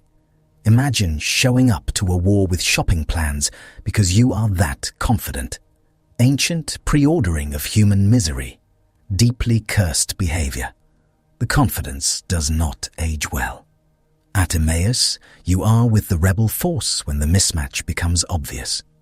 The enemy numbers are larger, better equipped, better supplied, more professional. Your side looks like what it is. Exhausted men from the hills with patched gear, intense eyes, and the smell of prolonged hardship. Some are terrified. Some want to go home. Judas gathers them, not with polished court language, with battle words. Remember your fathers. Remember the sea. Remember deliverance. Better to die than watch the sanctuary profaned. The men listen while adjusting straps, swallowing dust, and trying not to think about how many armored professionals are about to come at them. Then Judas does something infuriatingly effective. He moves by night. The Seleucid commander goes hunting for the rebels in the hills, expecting to catch them there. Meanwhile, Judas swings around and hits the enemy camp. Fires, confusion, sudden assault. The camp erupts in chaos before breakfast. Tents collapse. Pack animals bolt. Men run half-armored, trying to find commands in the dark and smoke. You rush through with everyone else, and war at close range is all noise and panic and stabbing, and the smell of burning canvas mixed with dung. By daylight, the enemy sees their own camp in flames. Morale goes off a cliff. They break. You stand panting amid the wreckage, sweat cooling on filthy skin, staring at stores and weapons you badly need. The impossible has happened again. The hills have mocked the empire. Somewhere, a fighter starts laughing the exhausted, slightly unhinged laugh of a man who expected to die, and instead found breakfast in the enemy supply wagons. You eat like wolves. Dry rations never tasted so luxurious. Grain, oil, maybe wine if you can find it, and nobody sensible is trying to keep discipline. Victory has a smell too. Smoke, blood, relief, and stolen provisions. More battles follow. Beth Horon, Beth Zur, names that become charged in the mouth. The Seleucid kingdom has troubles elsewhere, which helps. Empires always want to be omnipotent right up until several emergencies happen at once. Antiochus is pulled east to deal with his own financial and military headaches. That gives Judas room, not safety, room, and room is enough. Now the focus sharpens. Jerusalem, the temple. You march toward the city with a force still rough around the edges, but increasingly confident. The Acra, the Seleucid stronghold, remains a problem, packed with hostile troops and sympathizers. But the Temple Mount can be reached, and when you enter and see the sanctuary, the damage is plain. It is awful. The courts are overgrown and neglected in places, gates burned, chambers ruined, stones blackened, the altar profaned, sacred spaces violated and dirty. Weeds where there should be order. It looks like a holy place had a violent falling out with a garbage heap. The men tear their clothes. Trumpets sound. Faces hit the ground. Nobody is performing emotion here. Grief rises raw. You walk through the wreckage and feel that sick sensation of seeing beloved things treated with contempt.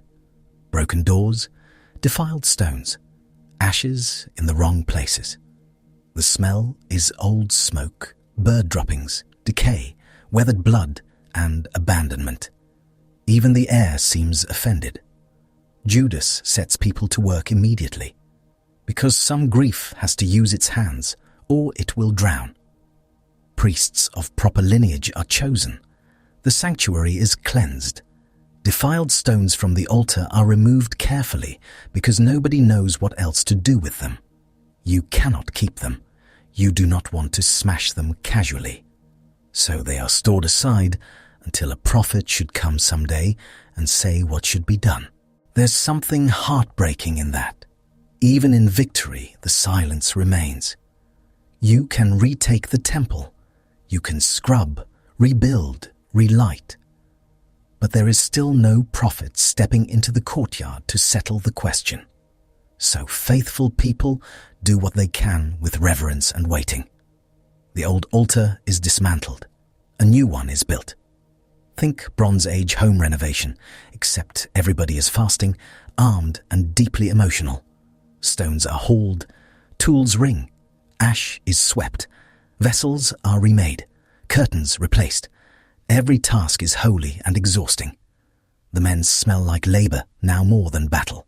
Sweat, dust, fresh-cut wood, hot stone, and determination. At last, the day comes.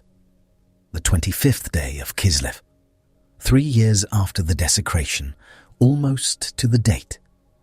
The temple is rededicated.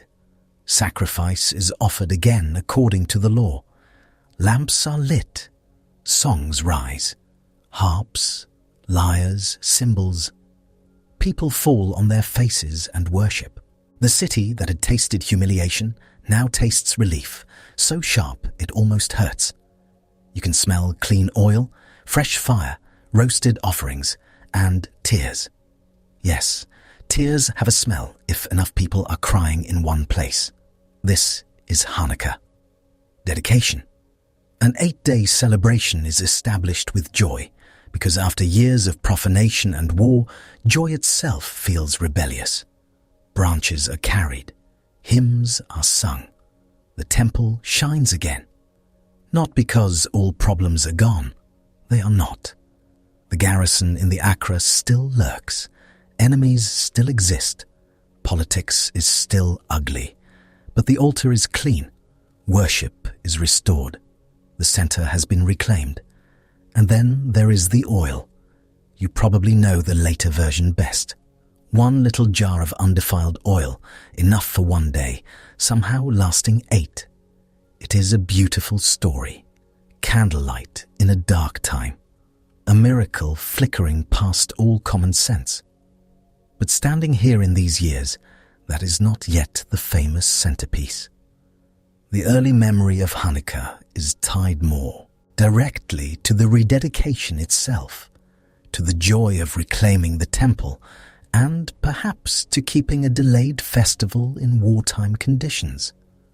The miraculous oil tradition grows later in the Jewish memory, treasured and luminous. But right now, in the thick of the fight, the miracle feels less like a tidy lamp story and more like the outrageous fact that the people are still here at all, that they survived, that they fought, that the sanctuary, after pig fat and pagan altars and blood and terror, is lit again. That is miracle enough to choke on. Still, the feast takes hold. Year by year it is kept. Lamps, memory, dedication, defiant joy. A winter festival born from desecration answered by stubborn fire. Ancient people loved a commemorative feast almost as much as they loved arguing about calendar details. And in this case, they had excellent reason. Antiochus dies out east not long after, miles away from the mess he made here. History often denies villains the courtesy of dying where the audience can boo. His kingdom stumbles through succession chaos because, of course it does, Judas keeps fighting. His brothers keep fighting. The revolt does not end neatly with one glorious montage and swelling music. It keeps costing blood. That is worth remembering. The Maccabean story is not one clean miracle with candles and children's songs. It is caves, executions, ambushes, political deals, family leadership, betrayals, battlefield losses, and dead sons buried by grieving fathers. Judas himself will eventually fall in battle. His brothers continue the struggle. The family line rises into power. Independence comes for a time. And with power come all the old human problems in fresh clothing. But for this moment, the reclaiming of the temple burns brightest. You stand in Jerusalem during the dedication and feel the city exhale. The songs bounce off stone. Smoke rises where it should. Priests move through holy tasks again. Children watch with huge eyes. Old men who thought they might die under desecration instead live to see the lamps burn clean. Women embrace in courtyards smelling of oil, bread, ash, and relief.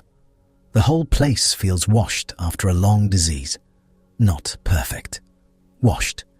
Then history, being rude as ever, leaves you with a strange aftertaste. This story mattered immensely. It shaped Jewish life.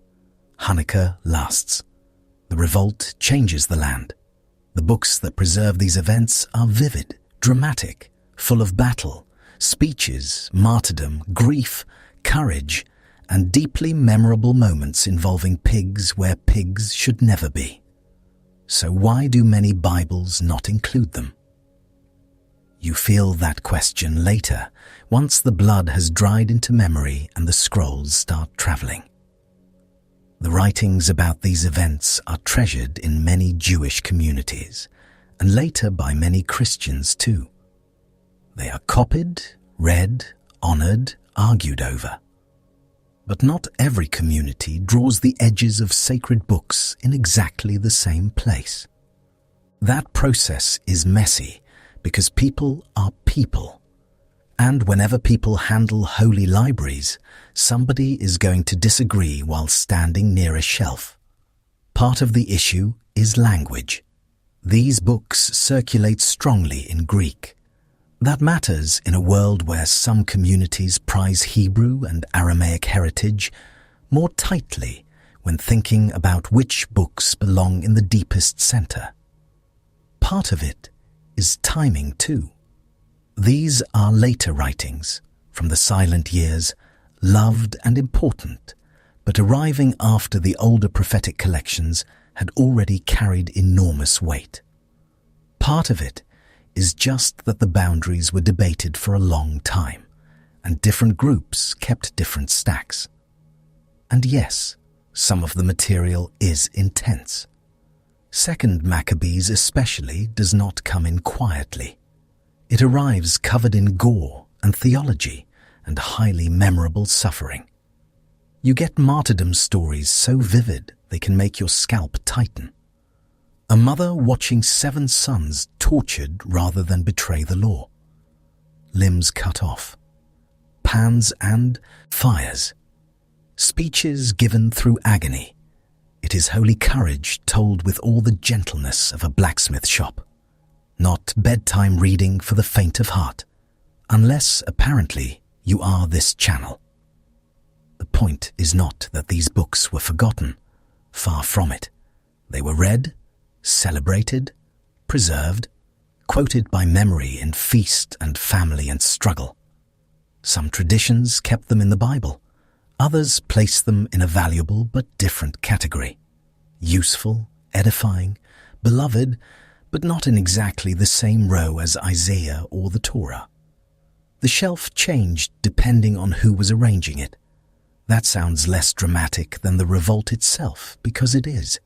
No heroic charge, no pig-related outrage, just generations of communities deciding which scrolls belonged where, while carrying different languages, histories, and instincts. Very human. A little untidy, surprisingly consequential.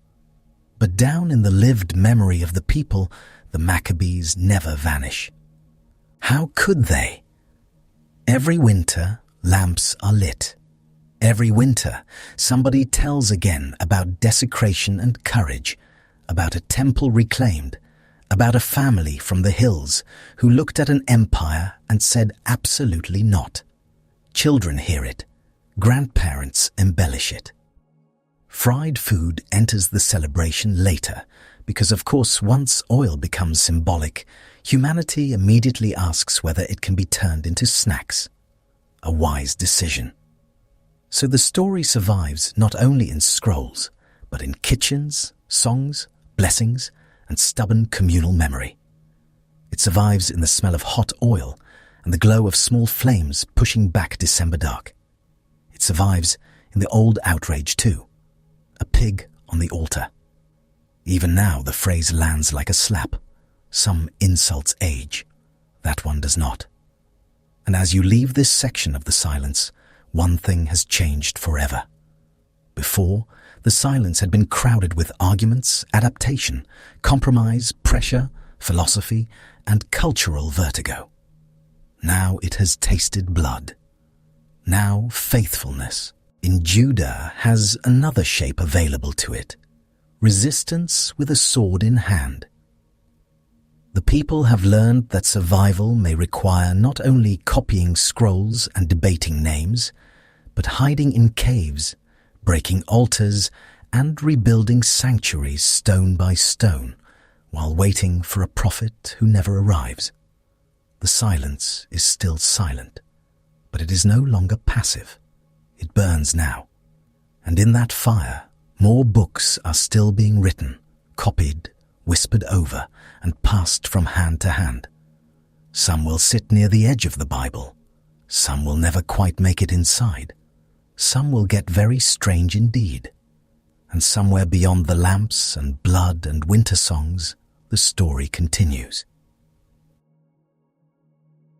"You've got fish guts on your hands," someone says, wrinkling his nose. And somehow this is still not the strangest part of the story. He's right, because during all this chaos, the wars, the cultural earthquakes, the silence from heaven, people kept writing. Oh, did they write? Not tidy little pamphlets either, not polite temple memos. They wrote stories with demons, disguises, severed heads, courtroom scandals, talking theology, suspicious idols, and enough cranky life advice to fill a family dinner with awkward silence for weeks. So you leave the battlefield for a while and step into the scroll room. It smells exactly like you'd expect a room full of aging parchment to smell. Dust, lamp smoke, old leather, glue, and that dry animal tang that says, "Yes, this used to be skin, and now it contains somebody's opinions." Scribes sit cross-legged or hunched over low tables, scraping, trimming, copying, muttering as they go. Reed pens scratch. Ink thickens in shallow. Dishes.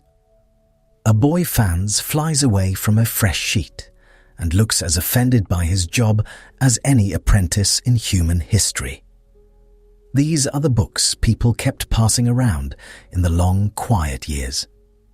Some communities tuck them in close, right there with the rest of their holy writings. Others put them near the edge, valued but not seated at the head table. Either way, nobody can accuse them of being boring. They are the kind of writings that make you lean in and say, "Excuse me, a fish did what now?" So you start there. You're in Nineveh first, of all places, in the house of a man named Tobit. The room is dim because Tobit can't see much of anything anymore. Bird droppings fell into his eyes while he was sleeping, which is one of those details so aggressively undignified it has to be preserved forever. Not battle glory, not prophetic ecstasy, just a faithful man taking a nap under a wall and getting hit in the face by sky filth. Ancient life really keeps you humble. Tobit is one of those solid men who keeps burying the dead even when it's dangerous. He gives alms. He tries to do right. He's conscientious in the way that usually leads to trouble, because a lot of holy people have absolutely no instinct for self-protection. His house smells like stored grain, wool cloaks, lamp oil, and medicinal salves that are not helping.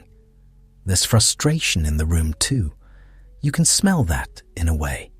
Bitter herbs simmering too long.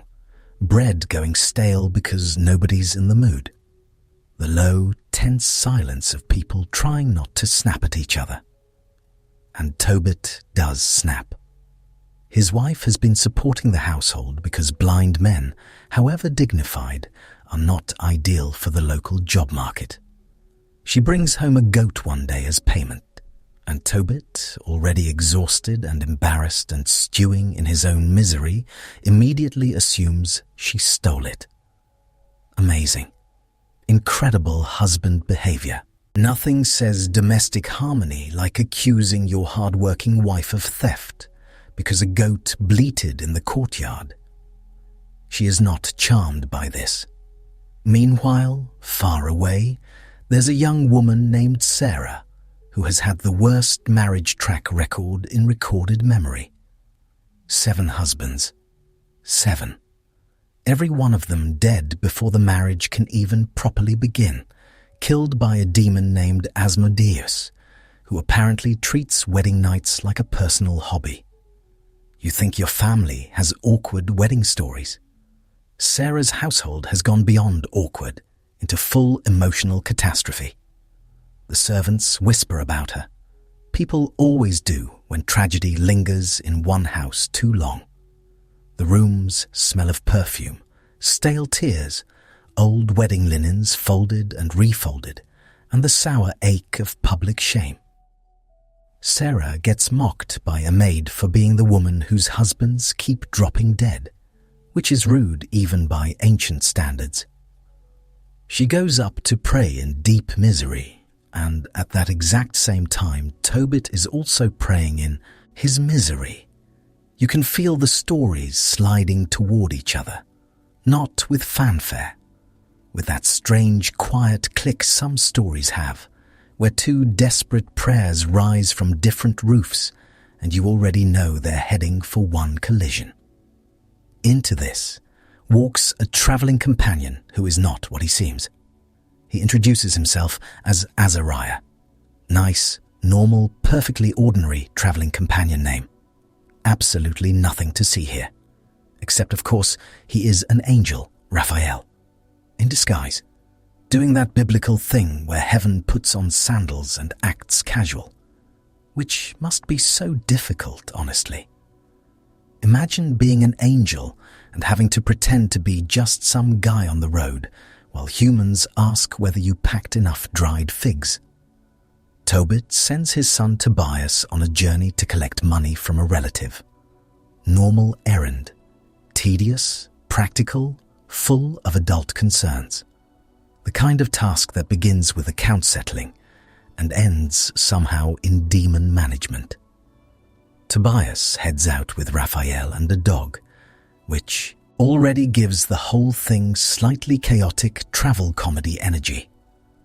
Somewhere between family duty and fantasy side quest, you're walking along the Tigris, heat rising off the bank, insects whining near the reeds, mud sucking at your sandals.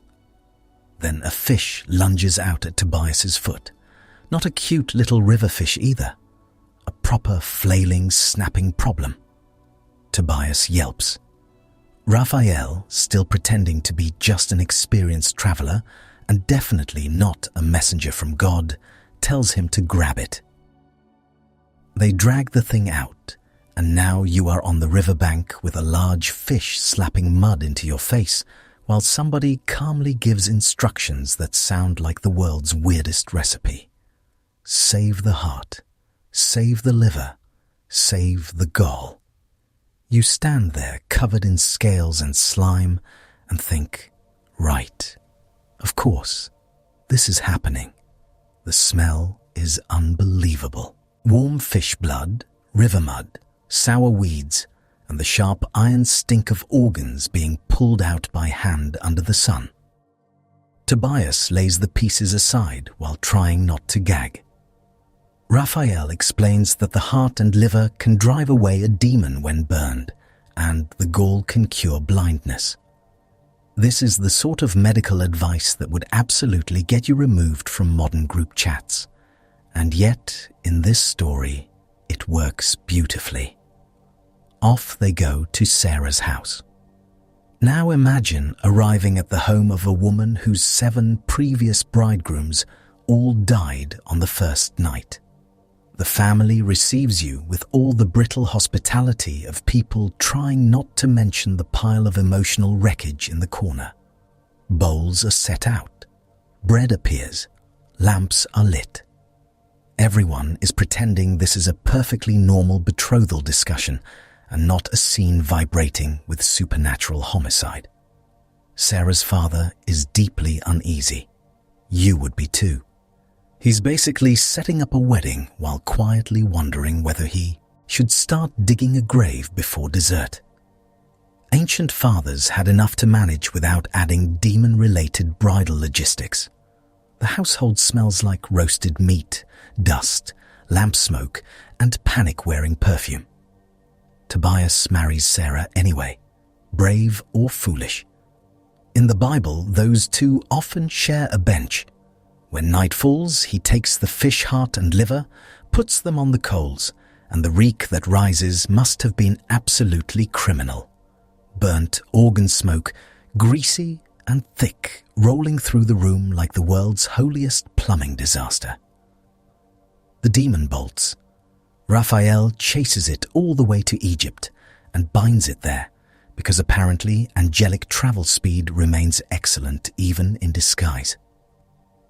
Meanwhile, Sarah's parents, who had fully expected another corpse by dawn, are shocked to discover the groom still breathing.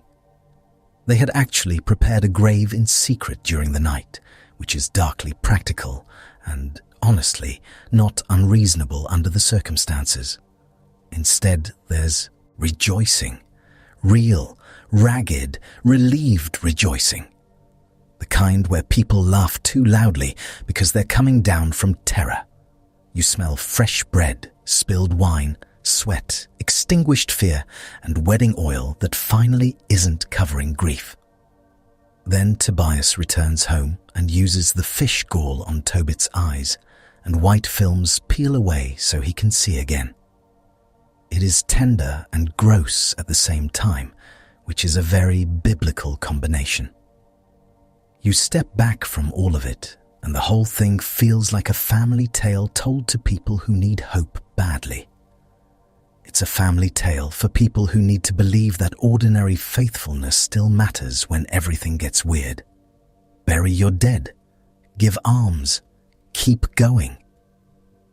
There may be an angel at your elbow while you're elbow deep in fish guts and family drama. You might not know it. Most people don't. Then the widow with the knife walks in.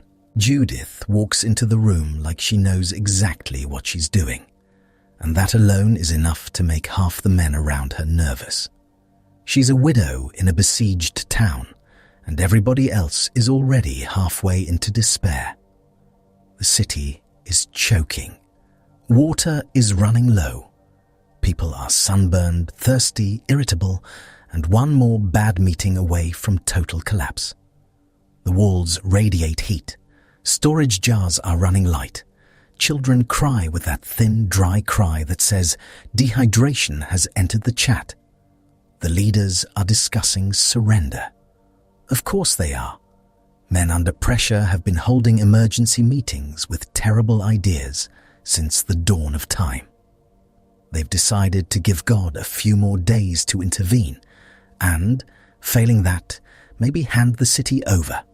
Very brave, very inspiring. Nothing fortifies a starving population like hearing its leadership set a deadline for divine assistance. Judith hears this and basically says, absolutely not. You're in her house now. It smells clean compared to the rest of the town. Oil, linen, stored grain, maybe a faint trace of the ashes she sits in while mourning. She is devout, disciplined, respected, and apparently the only person in the city who still has a functioning nerve. She bathes, she dresses, she adorns herself. You watch the transformation happen piece by piece. Mourning garments off, fine clothing on, hair arranged, bracelets fastened, perfume applied. It's a tactical makeover, not vanity. Warfare with cosmetics. The ancient equivalent of walking into enemy headquarters dressed so well, the guard forgets his own name. She takes her maid, provisions, and a plan she has not shared in detail, because frankly, if she had explained it in advance, somebody would have tried to stop her for her own safety. Cowards are always very concerned about your safety.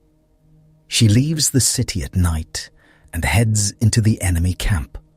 Assyrian in the story's world, though everything in the atmosphere feels like those later imperial nightmares. Everyone knows too well. Tents spread across the land in every direction, fires smoking, horses stamping, soldiers stinking up the valley with sweat, leather, garlic breath, old wine, and armor that hasn't been cleaned properly in weeks. You can hear coughing, gambling, snoring, men laughing too hard, somebody arguing over rations, somebody else vomiting near a tent rope. War camps are disgusting. Judith walks right into it. The guards stop her, obviously, because when a beautiful woman appears alone near a military encampment, people notice. She tells them she's come with information. She can help. She knows her people are doomed. She says exactly what ambitious men love to hear. I can make this easier for you. They bring her to Holofernes. He's the enemy general, drenched in power and self-regard, the kind of man who probably thinks every room improves when he enters it. His tent is bigger than everyone else's, of course. Rich fabrics, heavy furnishings, food laid out, wine, perfumed oil trying and failing to cover the smells of campaign life. Judith speaks smoothly. Holofernes stares. The servants stare too. Everyone is trying to act professional and failing. For several days, she stays in the camp. She goes out at night to pray. She keeps herself apart. She lets Holofernes' fascination swell like a badly supervised kitchen fire. He thinks he's in control because powerful fools often do right before disaster. Then comes the banquet. And what a banquet! Holofernes drinks far too much, which is one of history's least surprising developments. Tables groan under food, meat juices, wine spills, lamps burn low. The room gets thick with roasted flesh, sweat, incense, sour grapes, and the deep yeasty fumes of a man absolutely flattening his own judgment. Judith looks composed. Holofernes looks like tomorrow's problem. Then everyone leaves them alone. Terrible decision. He collapses onto his bed, drunk and heavy and defenseless. Judith stands there with a sword in a room full of shadows and thick carpets and the breathing of a man who has terrified whole regions. You can hear your own pulse now. Her maid waits outside with the bag. Yes, the bag. Because this operation has logistics. Judith prays. Then she takes hold of his hair. The sword comes down. Not once, twice. It's not elegant. Beheading never is. This is not a clean theatrical swipe from a stage performance. This is labor. This is blood, resistance, weight, the metallic smell bursting into the perfumed tent and ruining the evening forever. She gets the head off, hands it to the maid, and they put it in the food bag. Imagine being the maid for this assignment. You thought you were carrying snacks. Now you're carrying regime change. They walk calmly out of the camp because confidence can open doors panic never will. Back to the city, up to the wall, out comes the head. Dawn arrives. The enemy sees their general dead, and the whole army's courage goes out through its sandals. Panic spreads. The Israelites attack. The besiegers scatter. And Judith becomes legend. You stand in the city while women sing, and tambourines clash, and exhausted survivors laugh the laugh of people who just got yanked back from the edge. The smell now is dust, relief, blood, stale siege air, and victory so sudden it feels almost rude. Judith's story exists, because people in hard times need to remember that courage does not always arrive wearing armor. Sometimes it arrives veiled, perfumed, carrying a sword and excellent timing. From there, you wander into a very different house. No demons, no severed heads, just advice. So much advice. Sirach is what happens when a wise grandfather is given a scroll and told there's no word limit. You can almost hear him clearing his throat before every paragraph. "Sit down," he says without saying. "Sit down. I have thoughts on speech, on friendship, on table manners, on money, on children, on women, on servants, on doctors, on grief, on what kind of fool lends to the wrong person, on how not to embarrass yourself at dinner by lunging at the best portion like a starving hyena in sandals. You're in a teaching courtyard now. Students sit on mats. Somebody's knee keeps cracking every time he shifts. The old teacher's beard is well maintained. His eyebrows carry entire judgments by themselves, and he has the energy of a man who has watched 3 generations repeat the same mistakes and is exhausted by all of you. The room smells like dust, ink, cheap wool, olives, and adolescent confusion. He begins with fear of the Lord and keeps going. Honor your father. Watch your tongue. Don't chase every impulse. Don't trust a flattering sinner. Don't boast at banquets. Don't guarantee someone else's debt unless you enjoy financial ruin with a side of public embarrassment. He gives practical advice in compact little bursts, the ancient equivalent of a grandfather tapping the table and saying, "I'm telling you this because I already survived being stupid." And occasionally, he gets delightfully specific. When you sit at a great table, don't be greedy, which means, in ordinary language, stop pawing at the meat platter like it personally insulted your ancestors. When you speak, be concise, a rare and beautiful command in every century. When you lend, expect trouble. When you raise children, be disciplined. When you choose friends, choose carefully, because some people are your companions only until the wine runs out. Sirach has opinions on women that will absolutely start a fight at modern brunch. He also has opinions on physicians that are surprisingly warm, which is nice because many ancient people approached medicine with the optimism of, "Rub this plant on it and pray." He praises scribes too, those patient copyists hunched over desks while everyone else is out making noise. In a silent age, that matters. The room in Sirach feels like continuity. No fireworks, no battlefield miracle. Just the stubborn passing on of wisdom from one generation to the next, while the world outside keeps changing its haircut and conquering things. It's a survival manual for ordinary life. How do you live when no prophet is currently yelling at the nation? How do you keep your mouth from ruining dinner? How do you honor God while handling money, neighbors, children, grief, and your own terrible instincts? Sirach is there, arms folded, ready to tell you, at length. Then the mood shifts. You step into the wisdom of Solomon, and the air feels cooler somehow. Not because the room is actually cooler. It isn't. The lamps still smoke. The floor still needs sweeping. But the language turns rich and luminous. You can feel a different kind of writing here. More meditative, more elevated. Less cranky grandfather, more philosopher-poet staring at mortality until it blinks first. Death is in the room. Not in a corpse on a cot way.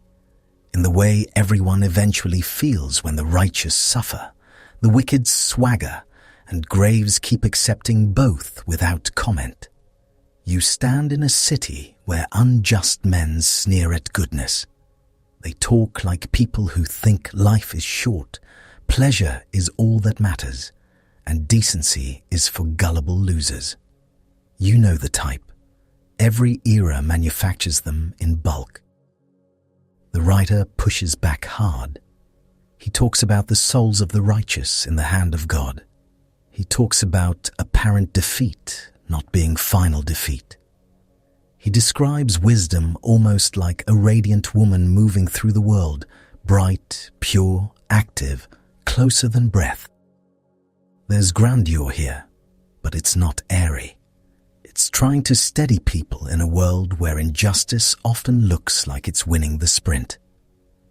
You can feel why this would matter in the silent centuries. You've already seen martyrs. You've seen arrogant rulers, desecrated altars, decent people buried too soon, and fools in crowns calling themselves divine. So a book that says wickedness is not the whole story, that justice runs deeper than the grave, that wisdom is worth pursuing even when it doesn't make you rich or safe, it lands in the gut. The scenes drift from Egypt to creation, to rulers being warned that power is on loan. There's a kind of hush in this book, but not emptiness. More like the hush of a courtroom before sentence. Incense hangs in the air. A lamp sputters. Outside, somebody is still shouting at a donkey because donkeys remain committed to spiritual sabotage. Inside, the writer keeps lifting your eyes beyond immediate rot. Then you find Baruch. Baruch feels like opening a letter while exile dust is still on your cloak. The people are scattered, ashamed, remembering the city they lost and the sins that helped lose it. You hear confession here, long, sober confession, not dramatic self-pity, not the theatrical groaning some people do when they want to be seen repenting. This is deeper, steadier, heavier. You're among exiles now. Meals are different. Languages around you are mixed. Home is remembered through ache and argument, and stories told too many times because repetition is all you have left. The air smells like foreign streets, unfamiliar bread, and garments packed too long in travel bundles. Somebody unfolds a cloth that still carries the scent of cedar from Jerusalem, and for one sharp second, everybody goes quiet. Baruch speaks into that. We sinned. We ignored wisdom. We got ourselves into a disaster, and now we're sitting in the consequences, which is an unusually adult sentence for any generation. Then the book turns and starts consoling Jerusalem like a grieving mother. Take off your garment of sorrow. Stand on the height. Look east. Your children are coming home. The writing swells with return, comfort, restoration. You can tell why tired communities loved that. When you've been trampled by empires enough times, you need more than rebuke. You need somebody to say the city will not be ruined forever. That grief can change clothes. That roads can fill with returning feet again. Baruch gives you that. Dusty, tear-streaked, stubborn hope. Tucked near it is the letter of Jeremiah, and this one has a very particular target. Idols. Or, more specifically, the pathetic theatre surrounding idols. You walk through Babylonian streets lined with carved gods plated in gold and silver, and at first they look impressive. Gleaming faces, fancy garments, ceremonial processions, servants fussing over them, incense smoking in their honor. Then the letter starts pointing things out and the whole illusion collapses. These gods have to be carried because they can't walk.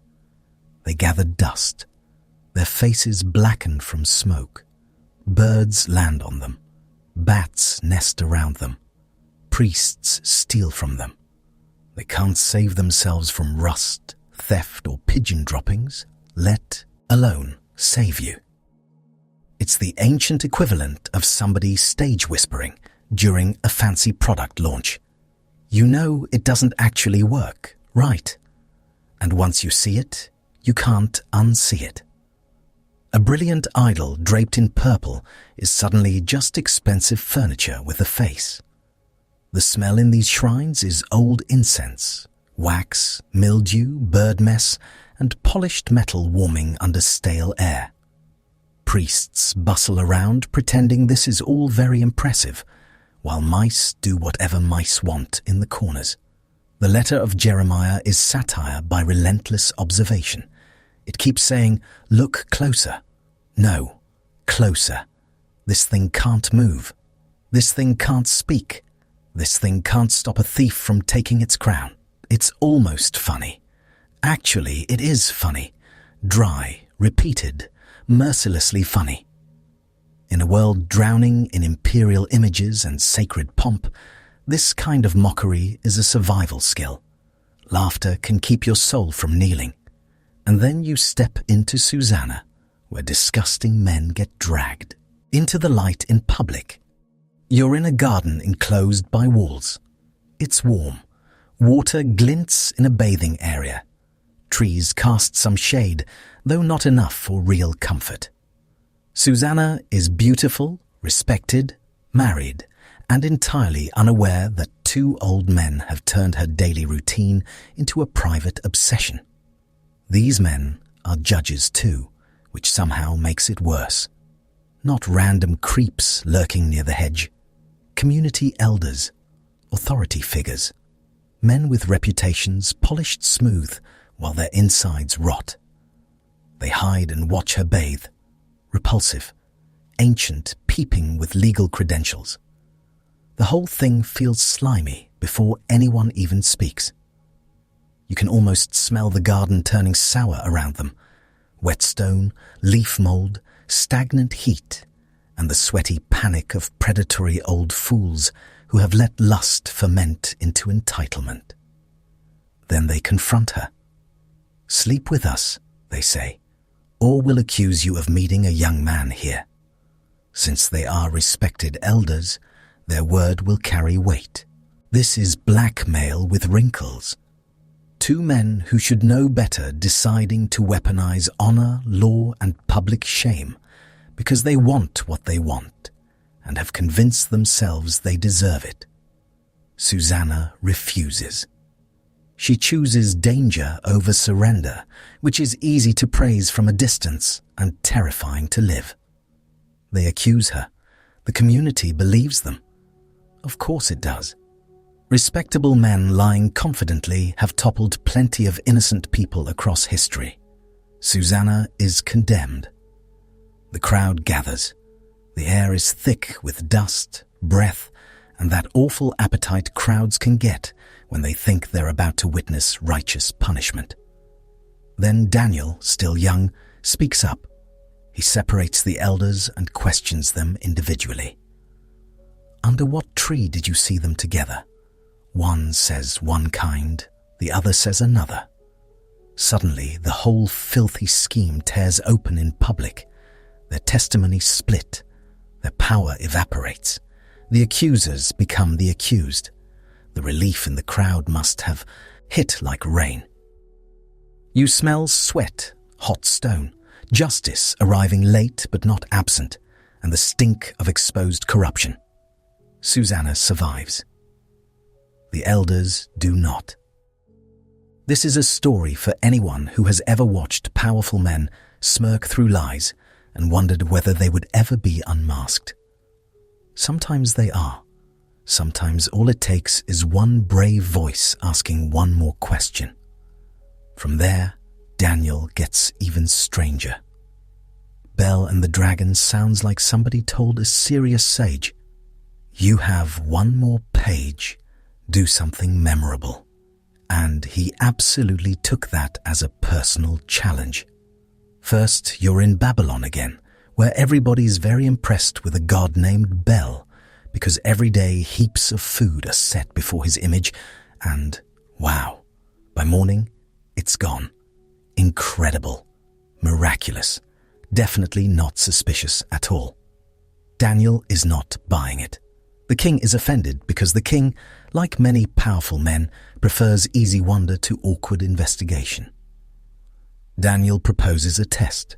They spread ashes over the temple floor after the food is set out and seal the doors. It's basically an ancient sting operation with fireplace dust. No dramatic thunderbolt, no heavenly handwriting, just powder on the floor and a man willing to check for footprints. Morning comes, the food is gone. Everyone is preparing for the big, aha, the idol eats moment. Then Daniel points to the floor. There they are, tracks, human tracks, priests, wives, children, all sneaking in through a secret door to hoover up the offerings themselves. Your sacred mystery has turned into a pantry raid. Amazing. The smell in that temple now becomes deeply embarrassing. Old food, stale incense, ash, lamp smoke, and the faint odor of frauds sweating under exposure. Bel didn't eat a thing. The priests did. Suddenly, the whole operation looks less like divine power and more like a family scam with very good branding. Then comes the dragon. Not always what modern people imagine when they hear dragon, but definitely some kind of revered beast. The Babylonians honor it. Daniel, once again, does not. He makes a lethal mixture.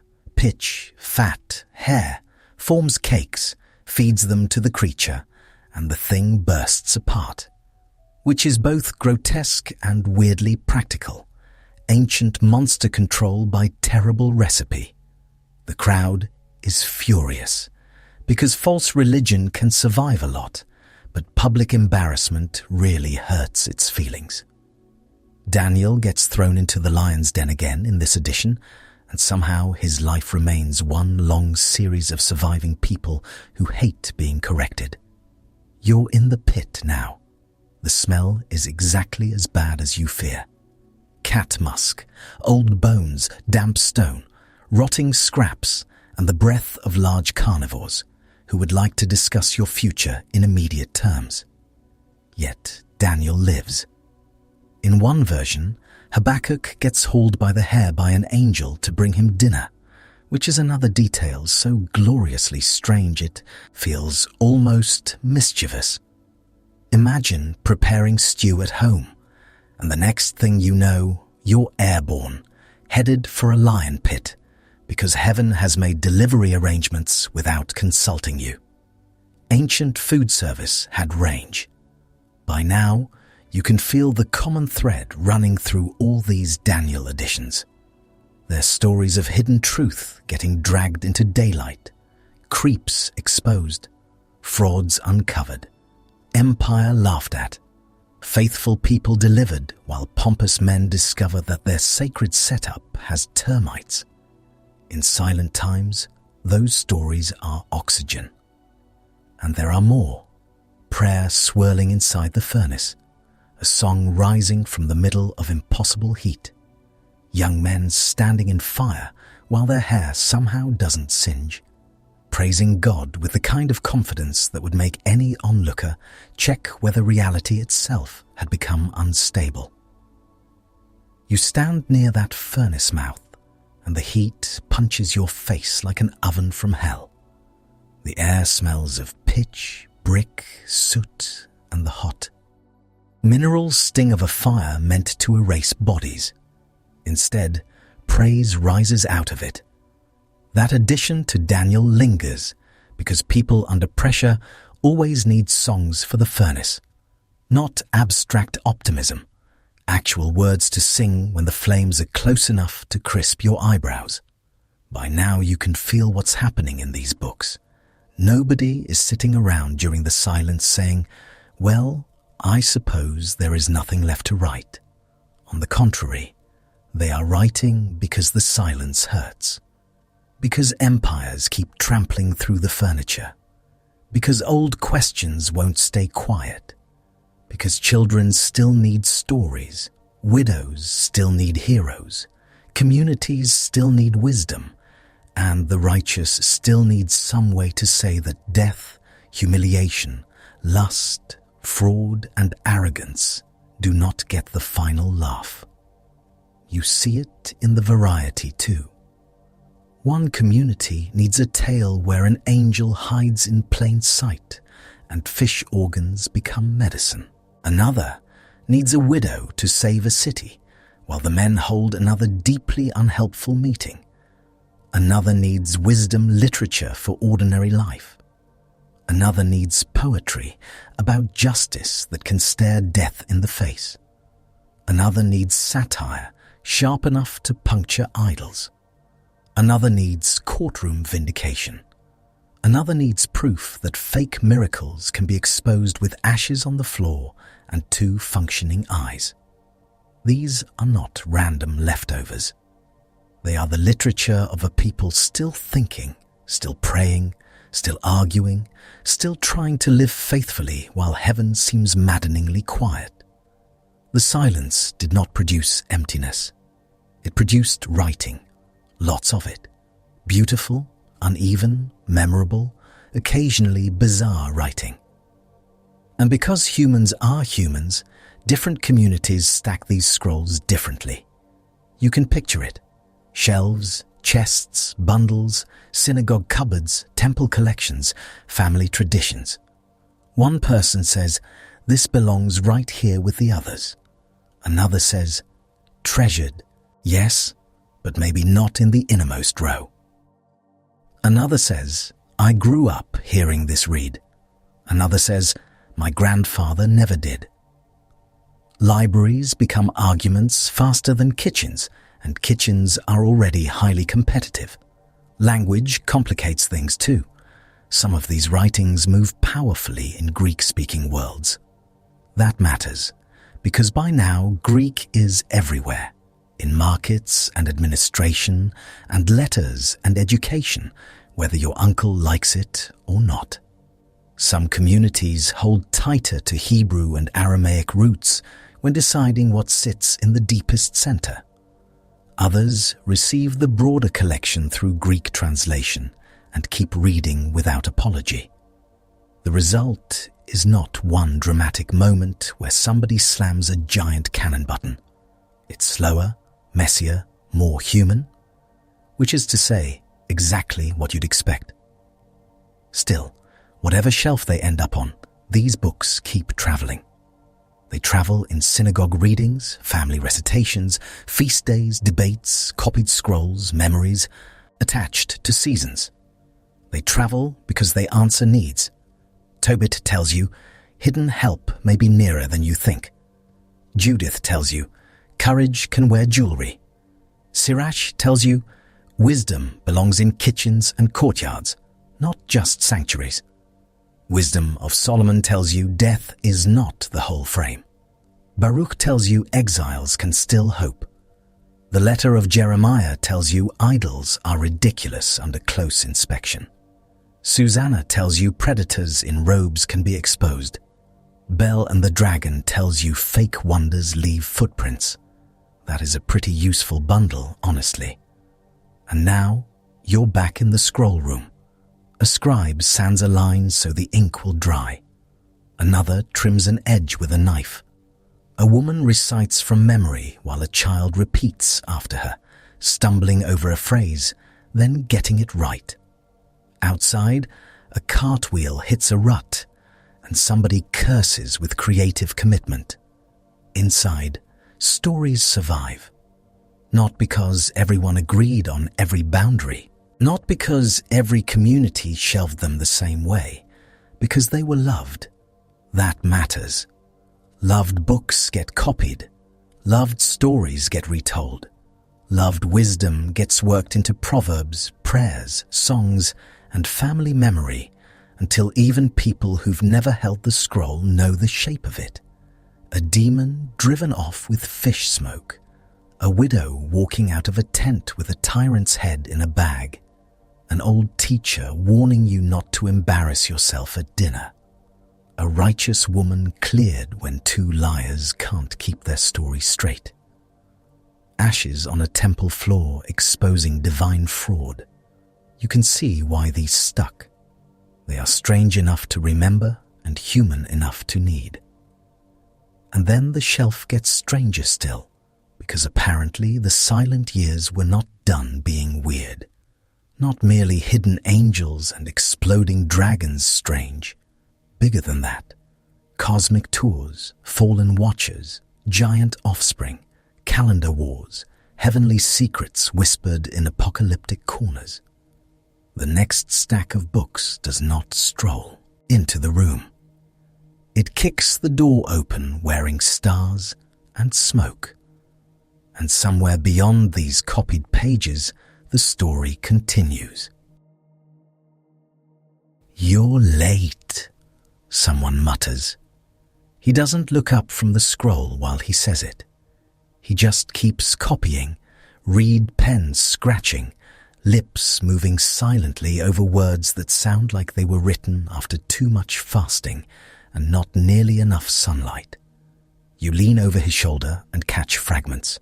Stars, judgment, angels, fire, chains, giants. So this is where the quiet people went.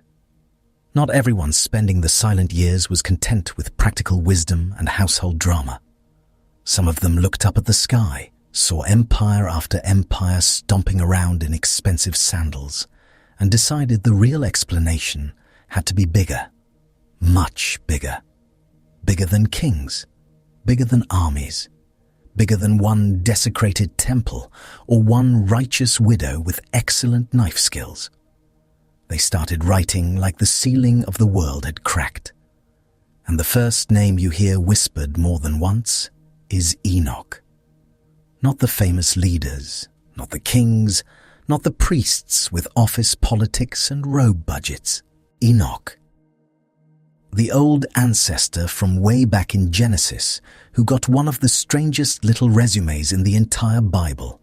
He walked with God, and then he wasn't around anymore because God took him. That tiny detail apparently hit later generations like a door left half open. You can almost hear somebody saying, "Hold on. If a man walked with God and vanished, where did he go? What did he see? Did nobody ask him anything first?"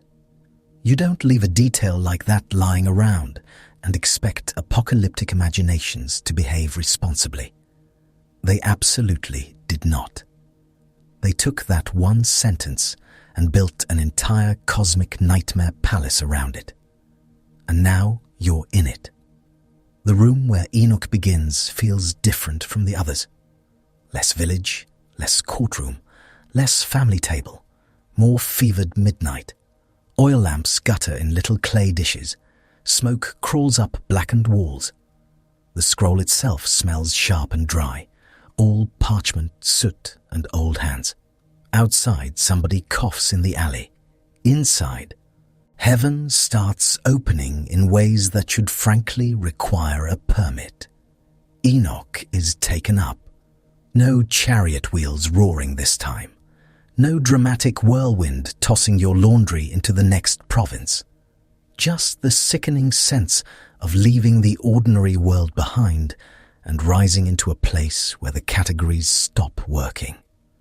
You feel that vertigo in your stomach, like standing on the edge of a cliff with bad sandals and no guardrail. The ground drops away. The sky stops being sky and becomes architecture. It's all thresholds now, walls of crystal, rivers of fire, winds with jobs, stars behaving like servants under orders, doors inside doors inside doors. Everywhere you look, things are bright enough to hurt and strange enough to make your brain quietly ask for a supervisor. Enoch keeps being shown farther in, which is generous of heaven, but honestly terrible for his blood pressure. The heat is the first thing that gets you. Not cozy hearth heat, not the warmth of bread ovens or bath water.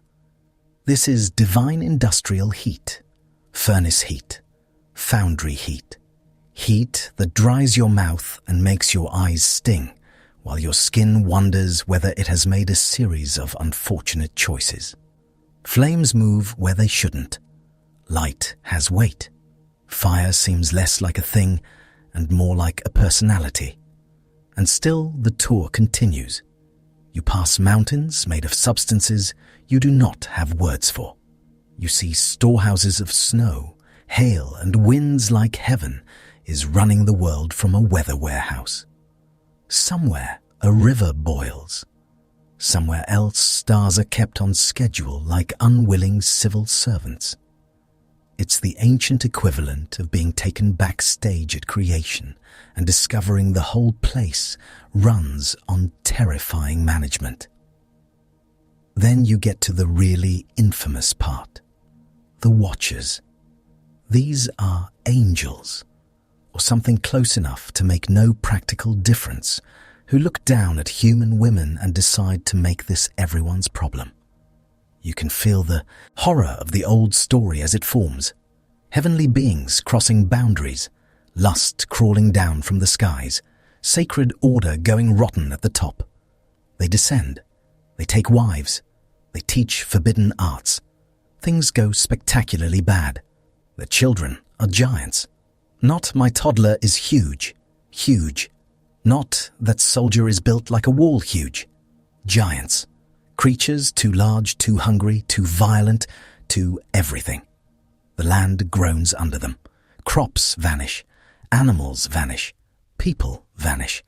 It's like the world got invaded by mythological construction equipment with anger issues. They devour everything in sight and then turn on one another because chaos, once invited in, never knows when to stop. The old stories practically sweat with disgust. Blood, noise, ruin, human arrogance mixed with supernatural rebellion until the whole earth feels contaminated. You smell scorched fields, churned mud, rotting meat, and that raw metallic stink of violence that clings to memory. The giants stomp through imagination like a nightmare with calves the size of grain silos.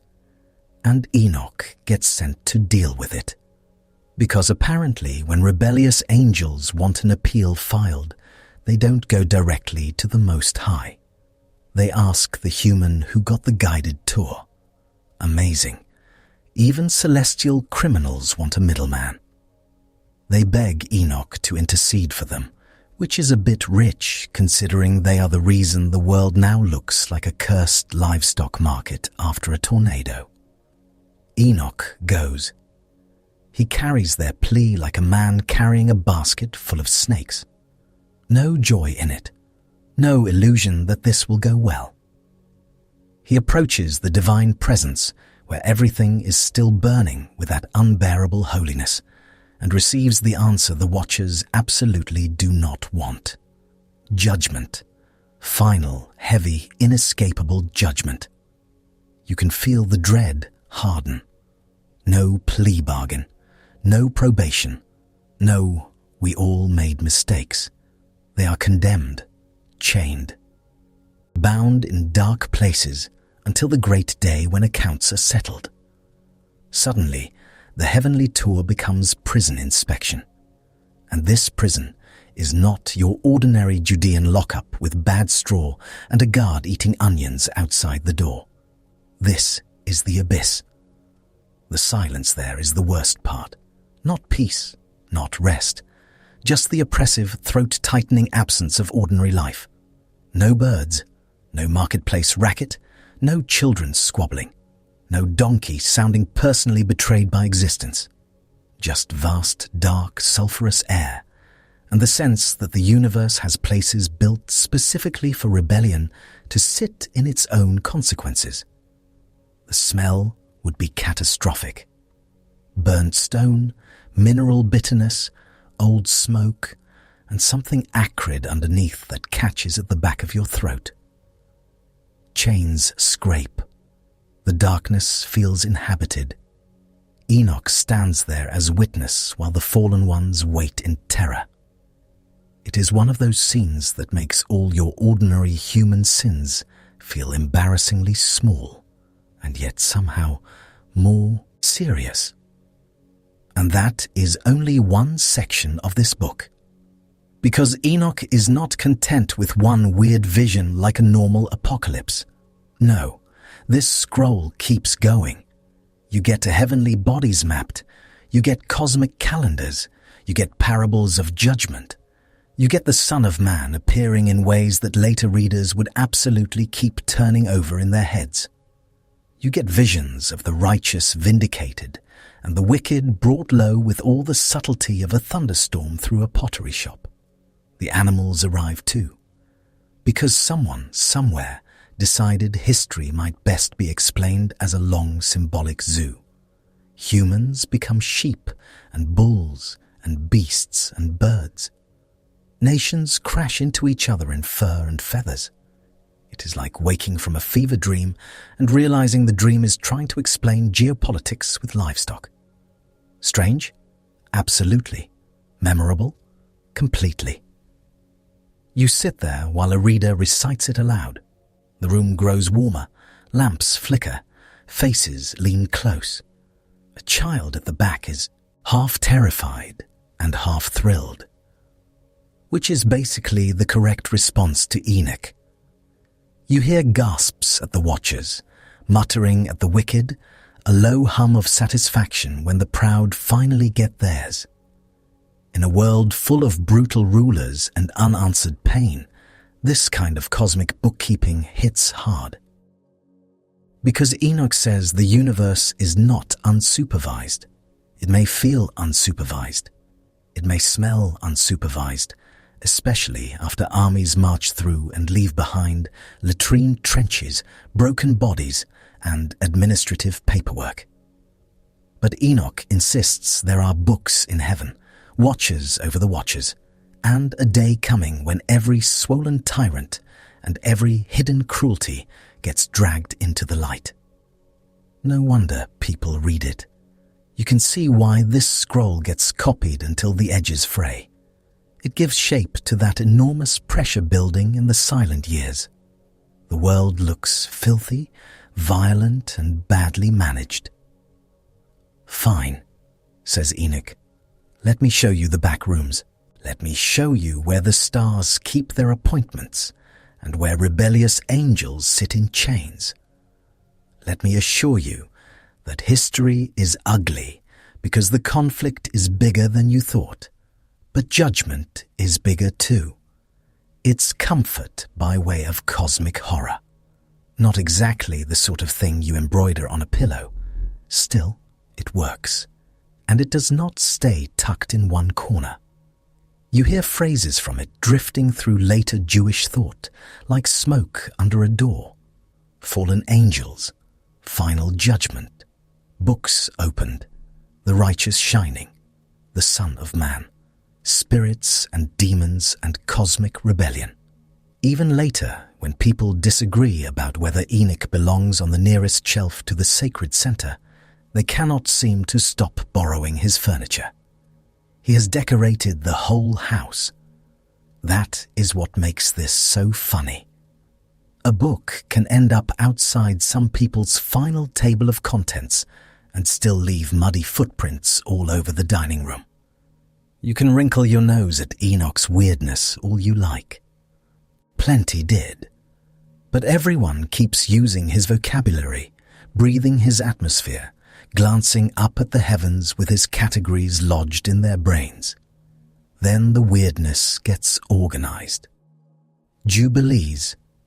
If Enoch is the friend who takes you onto the roof at midnight and starts explaining the hidden structure of the cosmos while pointing at stars with unsettling intensity, Jubilees is the friend who interrupts and says, "Yes, but can we please get the calendar right?" It takes stories you already know from Genesis and Exodus and retells them with extra detail, extra structure, and the distinct energy of somebody who has color-coded their holiness. You enter a world of dates, precise dates, relentless dates, everything broken into jubilees and weeks of years until time itself feels like it has been folded, labeled, and stored in neat heavenly cupboards. The author does not merely want you to know what happened. He wants you to know when it happened, on what divine schedule, and why everybody else's schedule is making him break out in a rash. This caused fights. Oh, furious fights. Calendar fights. Nothing turns pious people into snarling cousins at a festival meal faster than arguing over the proper sacred timetable. One group says the feast is now. Another says absolutely not. You moon-dazed heretics, it is in 3 days. Meanwhile, the stew is getting cold, and everybody's aunt is pretending not to hear the passive-aggressive throat-clearing. Jubilees cares deeply. It wants a solar calendar, fixed, orderly, clean. None of this slippery lunar business making feasts drift around like a cart with one broken wheel. The writer treats correct timekeeping like a matter of covenant sanity, which in that world it was. Sacred time-shaped worship, harvest, fasting, memory, everything. Get the calendar wrong, and suddenly you're celebrating holy days, like a man showing up to a wedding 1 month late with wilted flowers. So, the book retells the old stories with that concern baked in. But not only that, Jubilees loves filling in gaps. You know those places in Genesis where the narrative just keeps moving, and you want to ask, yes, but what happened next? Jubilees barges in with answers. Angels are all over the place. They're teaching, delivering messages, preserving heavenly order, helping explain why the patriarchs did what they did and when they did it. It is biblical retelling with bonus content. Adam needs to learn how to live east of Eden. Jubilees gives you angels teaching him practical things. Farming. What to do with the land. How to survive outside paradise now that paradise is closed and cherubim have taken over security. You stand there in the aftermath of Eden, dirt under your nails, the ground suddenly harder than expected, and celestial instructors are effectively giving humanity the first miserable post-expulsion orientation. Welcome to agriculture. It will involve sweat, blisters, back, pain, and weather that no longer cooperates because the world is fallen, and frankly, in a mood. The book keeps doing this with the patriarchs. Abraham becomes even more deliberate in his rejection of idols. Jacob keeps feasts and laws in advance. Levi gets special attention. Purity matters. Circumcision matters. Separation matters. The old stories are not being told just for nostalgia. They are being sharpened into a model for how to stay distinct in a world constantly trying to marinate you in somebody else's culture. You can feel the anxiety underneath it. Not analytical anxiety, actual lived anxiety. The kind that smells like lamp smoke in a crowded room where elders are debating whether the children will still know who they are in 50 years. Greek language outside, foreign customs everywhere, imperial calendars pressing in, marketplace habits creeping into holy life like mold into damp plaster. Jubilees responds by tightening everything. Time is holy. Memory is holy. Ancestry is holy. The practices handed down are not optional accessories. They are the fence around identity. They are how you keep from waking up one morning and realizing your grandchildren know the gymnasium better than the covenant. No wonder some people loved this book. It gave order to the chaos. It made history feel measured, intentional, supervised. You weren't floating through random invasions and cultural collisions. You were living inside a clock God had already wound. That is an intoxicating thing to believe when life outside your door feels like a parade of boots, taxes, and somebody's nephew suddenly calling himself Jason. And because humans cannot resist turning every useful conviction into a deeply personal argument, Jubilees also becomes one of those books people wield in disputes. You can hear them in the synagogue courtyard. A man with ink on his fingers is insisting that the festivals have been corrupted. Another man, already tired and hungry, says his father kept them one way, and his father before him kept them the same. So maybe everybody calm down. Nobody calms down. A third man starts citing patriarchal precedent with the kind of voice people use when they think they are winning. Women nearby keep preparing bread and rolling their eyes so hard you can almost hear it. Sacred math has entered the chat, and sacred math never leaves quietly. From there, the shelf gets crowded with other writings, each carrying its own mood. The testament of the 12 patriarchs feels like sitting at the bedside of old men who know they are dying and have suddenly become very interested in giving one final speech. Reuben, Simeon, Levi, Judah, all the sons of Jacob take turns sounding like family history, moral warning, and last-minute memoir got trapped in one room together. You're in a tent that smells of wool, sweat, age, and medicinal herbs. An old patriarch props himself up on an elbow and begins talking about envy, lust, anger, greed, or priesthood, depending on which son is having his turn. The younger relatives gather around with mixed levels of sincerity. One boy is listening devoutly. Another is tracing circles in the dirt and getting nudged by his mother. Somebody outside is trying to keep a goat from chewing a rope. Death makes speeches happen. These patriarchs look back over old sins with the embarrassing clarity age sometimes brings. Reuben warns about lust because he has personal regrets.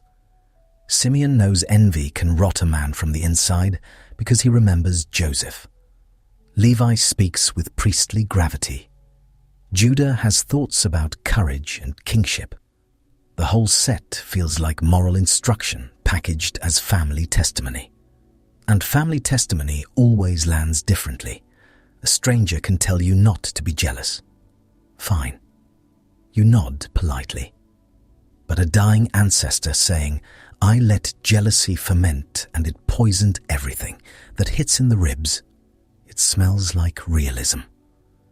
These are not shiny heroes floating above human mess. These are men whose households were chaotic, competitive, and packed with enough resentment to fuel several generations of therapy that nobody had invented yet. So, they warn their descendants, guard your heart. Don't become a slave to appetite. Honor God. Beware deception. Love your brothers. Resist impurity. It can feel repetitive, but so does every family that keeps making the same mistakes.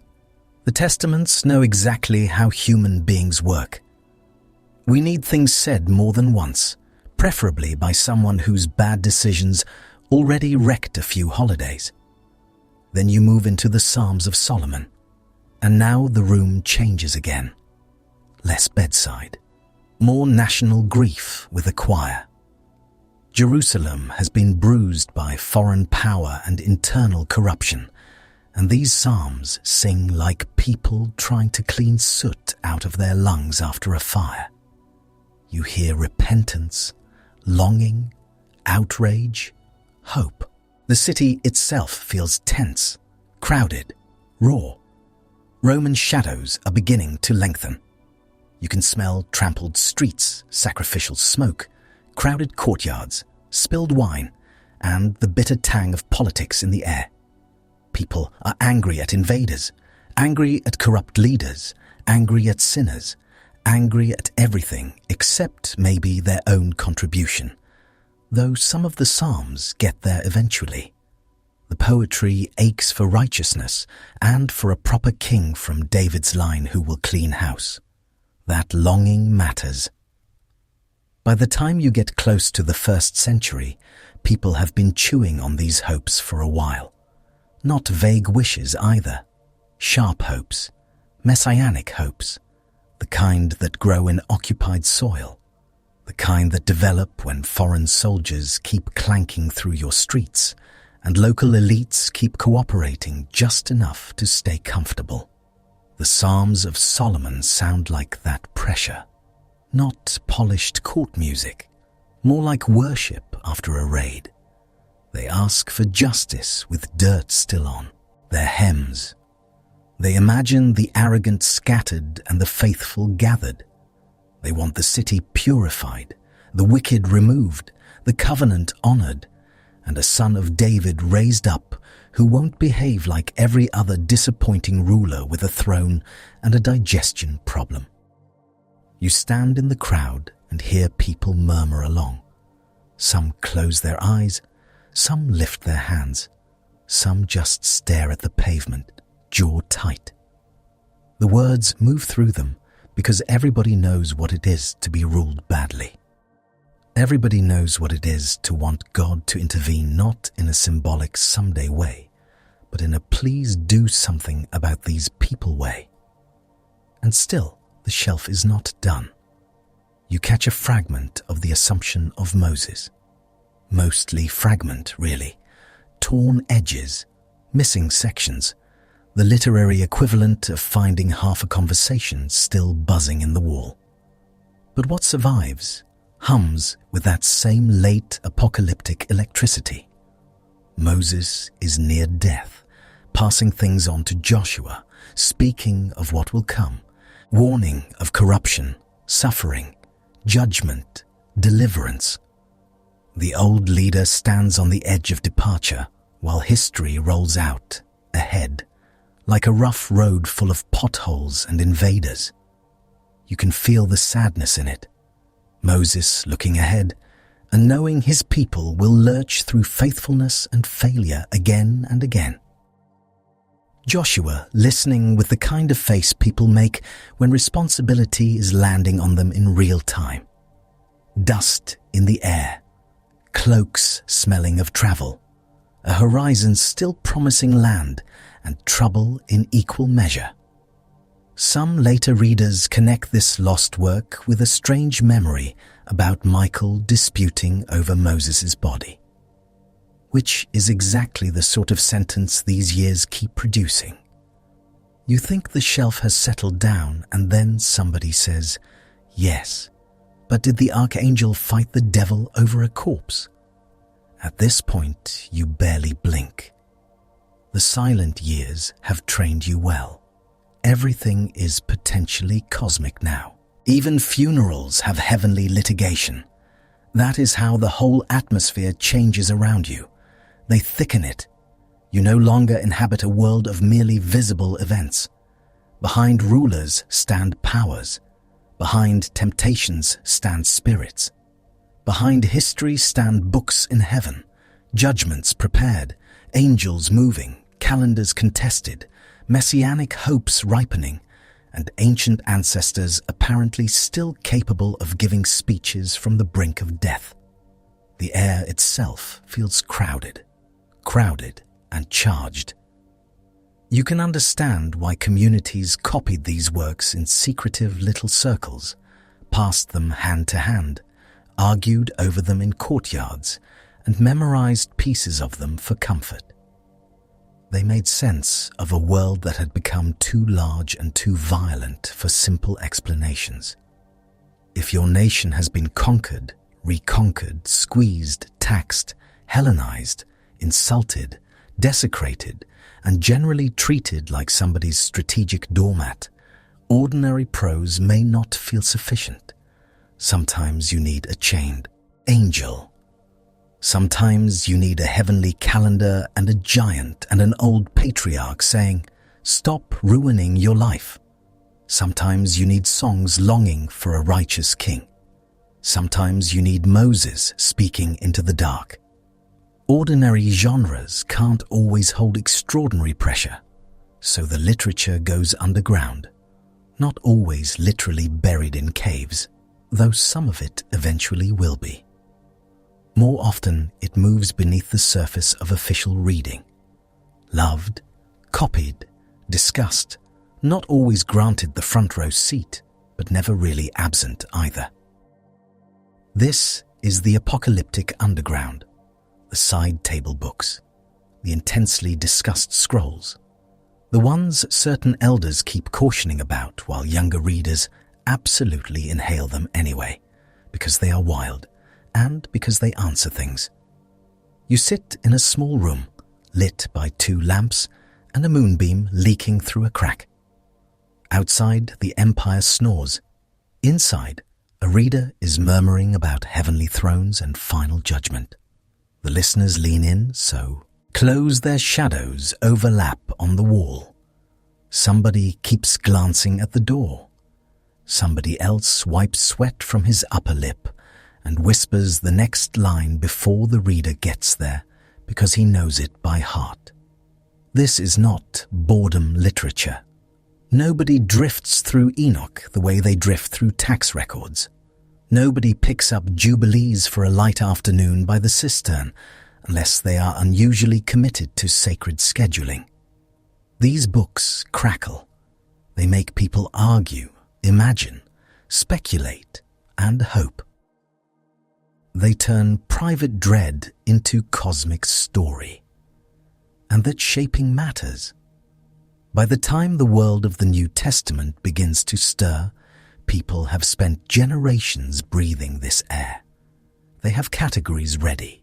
They know about angels, demons, final judgment, resurrection hope, messianic longing, heavenly books, the age to come, the age that is passing, righteous sufferers, wicked rulers, and the conviction that history is heading somewhere dramatic, whether Caesar likes it or not. You do not build that atmosphere overnight. It grows in rooms like this. A scribe rubs his cramped fingers and keeps going. Ink stains his nail beds black. His back is shot. His lamp smoke has probably shortened his life by several irritating years. Still, he copies. A listener repeats a phrase to commit it to memory.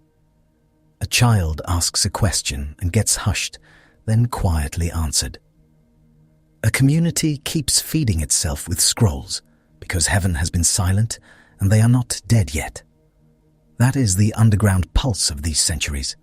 Not emptiness, pressure, not absence, fermentation. The great themes are still moving under the floorboards. Judgment, hope, purity, identity, the end of wicked empires, the vindication of the righteous. The certainty that visible history is not the whole story, not even close.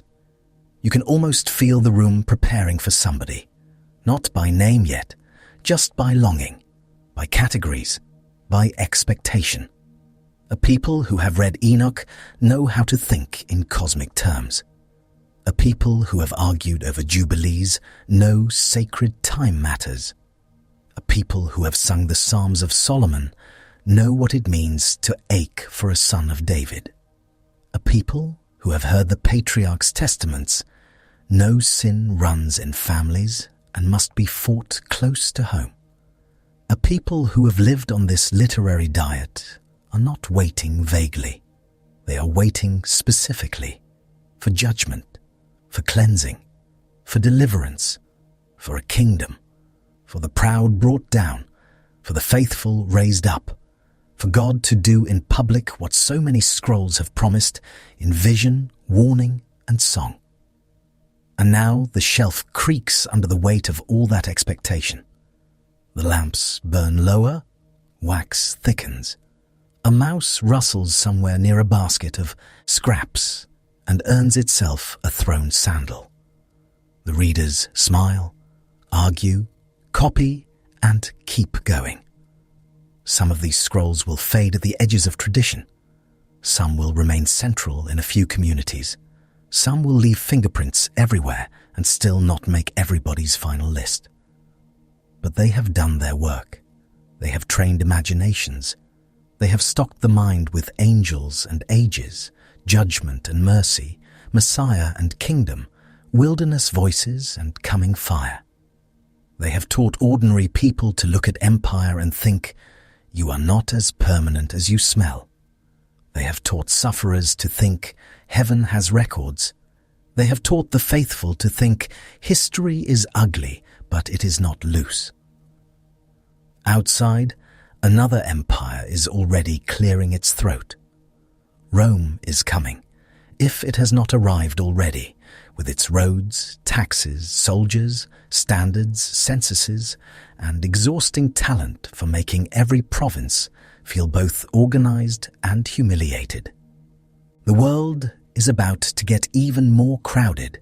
Priests, sects, rebels, scholars, mystics, zealots, purity movements, desert communities, argument after argument after argument. But the ground has been prepared, not by silence alone, by the books people wrote in the silence because they refused to stop thinking about God, judgment, justice, angels, kings, and the end of this filthy arrangement, by the weird books, the fringe books, the beloved, disputed, copied, whispered books, the ones with chained watchers and math-heavy holiness and dying patriarch speeches and psalms that smell like occupied Jerusalem. The strange shelf endures, and somewhere just beyond it, under Roman rule and 4 centuries of pent-up longing, the world Jesus enters is already humming with all of it. 400 years pass. The waiting does not improve. It changes shape, that's all. By the time you step into Judea near the end of Herod's reign, the place barely resembles the small bruised Persian backwater where this whole long silence began. The old categories still exist: temple, Torah, priests, sacrifice, pilgrims. But they've all been stretched, patched, argued over, and rebuilt so many times they creak when you touch them. The whole land feels like a house that's been renovated by too many owners. One added a courtyard. One knocked down a wall. One painted everything Greek. One came in with Roman eagles and taxes. One rebuilt the temple like he was trying to impress people who actively hated him. Now you're walking through the final result, and it's impressive, tense, overcrowded, and held together with prayer, memory, and public irritation. Rome is in charge now.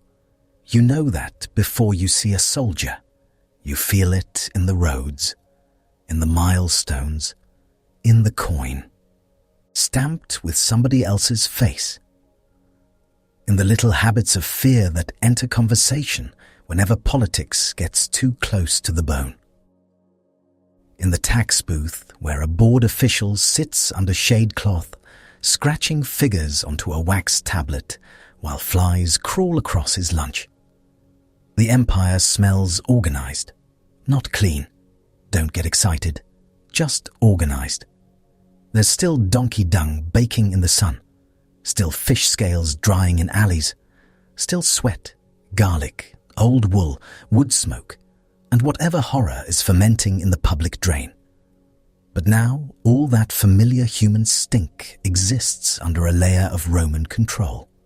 Roads straight as accusations, garrisons where they matter, bureaucracy with sandals, and everybody knows it. A patrol clanks by with shields, spears, leather straps, and that polished metal smell that says these men are paid to make sure nobody gets ideas. Children stare. Old men look away.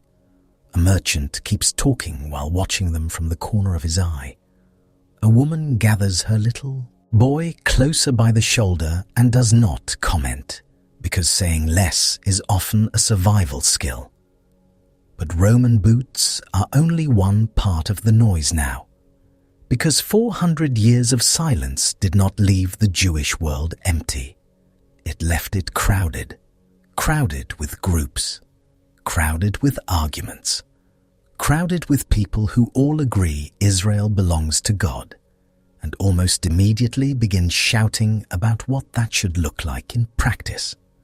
You can't toss a crust of bread in Jerusalem without hitting a priest, a scribe, a purity enthusiast, a political zealot, or someone who has gone to the desert because everybody else is too filthy to tolerate. The Pharisees are here. Not a giant official office with matching uniforms. More like a movement of intensely serious lay teachers and experts in the law who have decided holiness should not be left to temple professionals alone. You meet them in synagogues, in village discussions, in crowded courtyards where questions about Sabbath boundaries can somehow become a full contact sport. They care about the law and the traditions around the law and the fence around the law.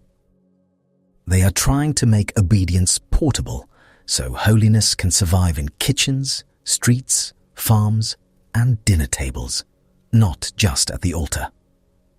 Which sounds admirable until you're watching two men argue over hand-washing while lentils scorch in the pot.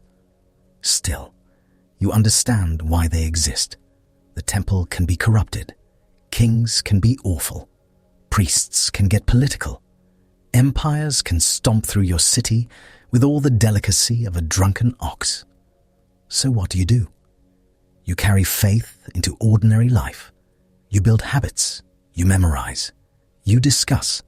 You make the household a tiny outpost of covenant loyalty. It's faith with house rules. A lot of house rules. Then there are the Sadducees.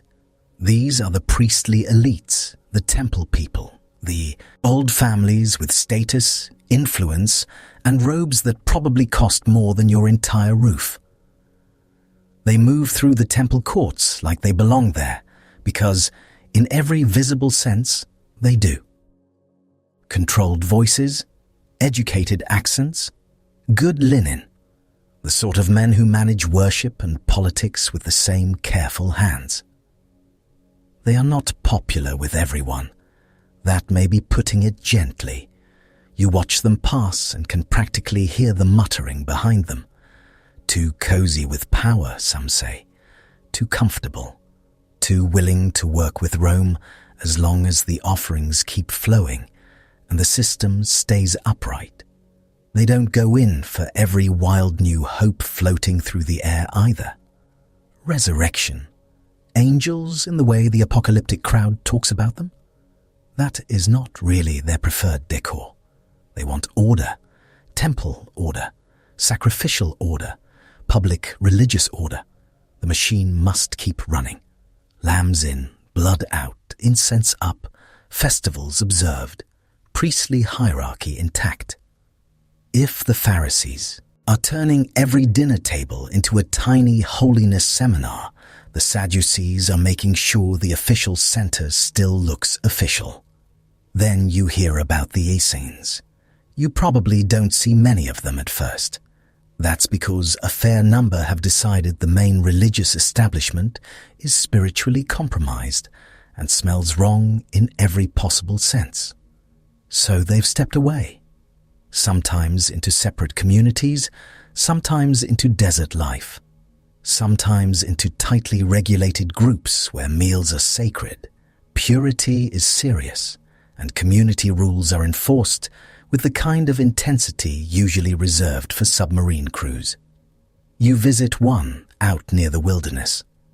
The place smells of dust, parchment, sun-baked stone, and men who spend a lot of time discussing righteousness instead of inventing soap. White garments, shared property, ritual washings, long meals eaten with ceremony. Scrolls carefully copied and stored like the fate of the world depends on proper shelving. Honestly, in their minds, it might. They are waiting too. Waiting hard. Not just for a better king or a cleaner priesthood, but for a full divine intervention. A showdown. Sons of light and sons of darkness. Wilderness preparation. End of the age energy. The sort of expectation that makes ordinary village life seem like background noise before a storm. You can see why they packed the scrolls away. They thought history itself was about to crack open. And then there are the zealot types. Maybe not as one neat club with a sign over the door yet, but the mood is in the air, hot, impatient, volatile. Men who hear God is king and conclude, very reasonably from one angle and very dangerously from another, that Caesar can get out. You meet them in muttered tavern corners, on roadsides, in clenched-jaw conversations after another tax collection. Their theology has knife handles on it. Not always, literally, but often enough that you notice. They are the descendants of Maccabean memory with fresh Roman targets. They know the old stories of resistance. They know what it is to cleanse a land, fight invaders, refuse pagan arrogance, and dream of freedom. Give men like that enough humiliation, enough scripture, and enough young blood, and eventually somebody starts sharpening things. So this is the world now, not one Judaism. Many Judaisms sharing the same scriptures, the same ancestral memories, the same covenant claims, and wildly different ideas about what faithfulness requires under occupation. Temple priests, Torah teachers, desert separatists, would-be rebels, ordinary villagers trying to keep their children fed, while all these louder men explain holiness to them. Nobody is neutral because nobody gets to be. Even the buildings have taken sides. Synagogues are everywhere now, or almost everywhere that matters. Not grand temples with smoke and sacrifice, but local gathering, places where people read, pray, discuss, argue, and listen. You enter one in a small Galilean town, and the smell hits you first. Lamp oil, old wood, wool cloaks damp from weather, dust shaken from sandals, and the warm human fug of people packed closer than anybody would choose voluntarily. This is where the silence did one of its strangest things. Since fresh prophetic thunder stopped arriving on schedule, people leaned harder and harder on the words already given. So the scrolls became central, reading became an event, explaining became a vocation. Hearing scripture in public became how ordinary people stayed anchored while empires came and went acting immortal. A reader stands. He unrolls the scroll carefully because one tear and the whole room inhales like a man dropped a baby. The Hebrew words come out first, old and thick and familiar. Maybe then someone explains in Aramaic. In some places, Greek hovers nearby too, because that language has stuck around like an X you keep seeing at the market. And yes, the Greek Bible is here. The Septuagint has been doing its work for generations now. You hear passages read in Greek in Jewish communities scattered all over the Mediterranean, and in some places people know those words better than the old Hebrew phrasing. That includes books some later traditions will squint at, debate over, or push toward the margins. But right now they are in the air, in the prayers, in the memory of communities that have been fed by them for a long time. A grandmother in Alexandria may know wisdom in Greek. A trader from Cyrene may have heard Tobit aloud since childhood. A pilgrim from somewhere far from Jerusalem may carry a scriptural imagination shaped by stories the stricter table of contents people will one day side-eye. None of that is odd yet. The shelf is still crowded. The world Jesus is born into has all those echoes humming in it, which means everybody is reading the present through a very full library. Daniel is in their bones. Kingdoms rise like beasts. God judges empires. The faithful endure. The dead are raised. Enoch has left furniture in the room too. Angels, demons, cosmic battle, final reckoning. The Psalms of Solomon have sharpened the longing for a righteous son of David. Maccabean memory still smells like blood, lamp oil, and patriotic fury. Put that together under Roman occupation and see what happens. Actually, you don't have to imagine it. You can walk through it. You go up to Jerusalem for a feast, and the city is packed beyond reason. Pilgrims crowd the roads with sheep, baskets, children, rolled blankets, and enough snack provisions to suggest nobody trusts the city's prices. The smell is catastrophic. Animal dung, roasting meat, spilled wine, sweat, smoke, wet wool, and a background note of garbage that no empire has yet solved. Then the temple appears, and for one stunned moment, you get it. Herod rebuilt it big, very big, white stone gleaming, gold flashing in the sun, colonnades vast enough to make your neck ache when you look up, courts spreading wide, steps rising, priests moving like tiny pale figures against architecture designed to impress, intimidate, and maybe distract you from the fact that the man who built it was a political operator with the soul of an anxious contractor. It is magnificent. It is also deeply awkward. Because Herod is not exactly the sort of king people daydream about in worship songs. He is Idumean by background, client king by Roman approval, brilliant builder, paranoid tyrant, and fully capable of killing family members when they start feeling inconvenient. So every gleaming block of that temple carries a little aftertaste of compromise. Still, people come. Of course they come. Where else are you going to bring offerings? Where else does atonement happen at this scale? Where else does Israel meet its God in the old concentrated way? You climb the steps with your sacrifice and your prayer and your mixed feelings, because spiritual life is often conducted in places built by morally alarming people. Irritating, but true. The courts thunder with life, priests calling instructions, Levites singing, animals bleating in tones of pure betrayal, coins clinking, vendors shouting, feet slapping stone, pilgrims murmuring blessings. Somewhere a child cries because crowds are awful and religion takes forever. Incense drifts over it all, trying heroically to improve the smell and not entirely succeeding. Money changers are busy. Bird sellers are louder. A man argues about the quality of a lamb with the wounded dignity of someone filing an ancient customer service complaint. Another man grips his offering like he expects somebody to swap it while he blinks. Women gather, talk, pray, wait. Old men stare into the distance with the exhausted patience of people who have been attending festivals for decades and know every inconvenience by name. This temple is the heart, but it is not the whole body anymore. That is one of the biggest changes 400 years made. Once, so much religious life gathered around prophets and kings and the central sanctuary. Now the center is still there, but the arteries have spread.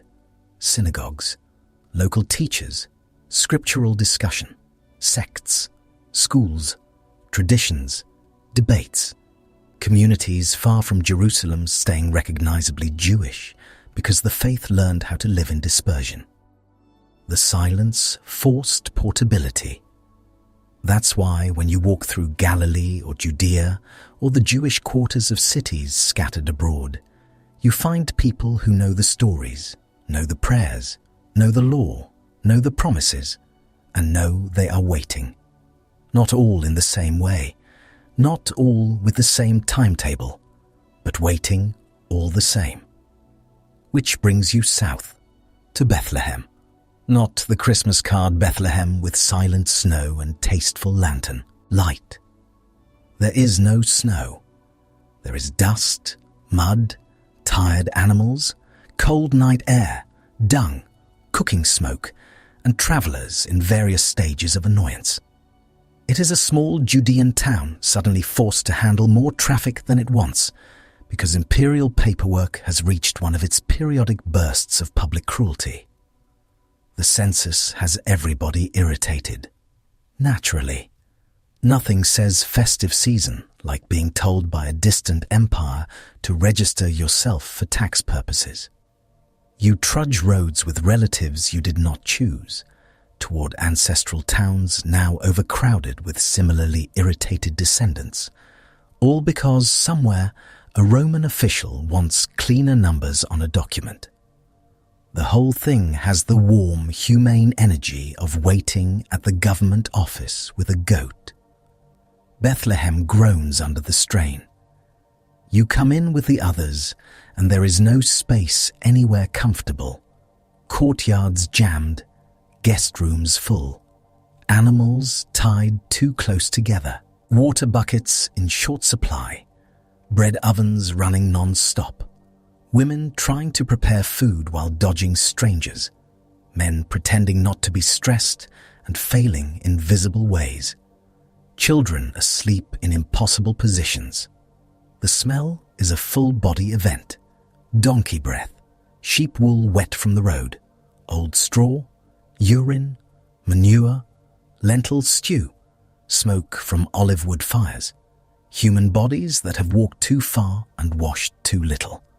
It's like the whole village has been sealed in a clay jar and left to marinate. And over all of it sits expectation. You hear it in the conversations. Not every sentence, not every household, not every traveler. People still complain about prices and whether cousin Eliab always snores this loudly. But underneath the ordinary grumbling is a tautness, a readiness, the sense that history has gone on too long in this miserable arrangement and cannot keep stretching forever without something snapping. People talk about deliverance, about the kingdom, about the promises to David, about the visions of Daniel, about the proud brought low, the holy ones vindicated, the nations judged, the righteous king coming. A man near the fire quotes a psalm between bites of bread. Another mutters that maybe this generation will finally see it. An old woman snorts softly because every generation says that, but even she doesn't sound fully unconvinced. The silence has fermented into hunger. That is what 4 centuries did. Not passivity, hunger.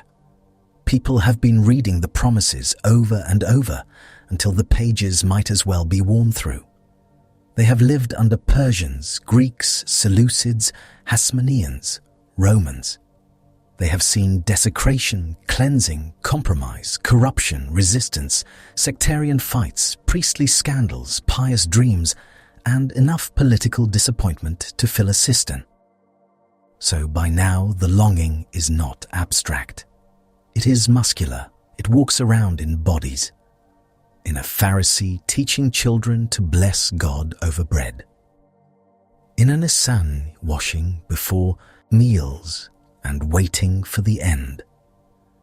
In a peasant woman singing psalms while grinding grain. In a laborer cursing tax rates under his breath.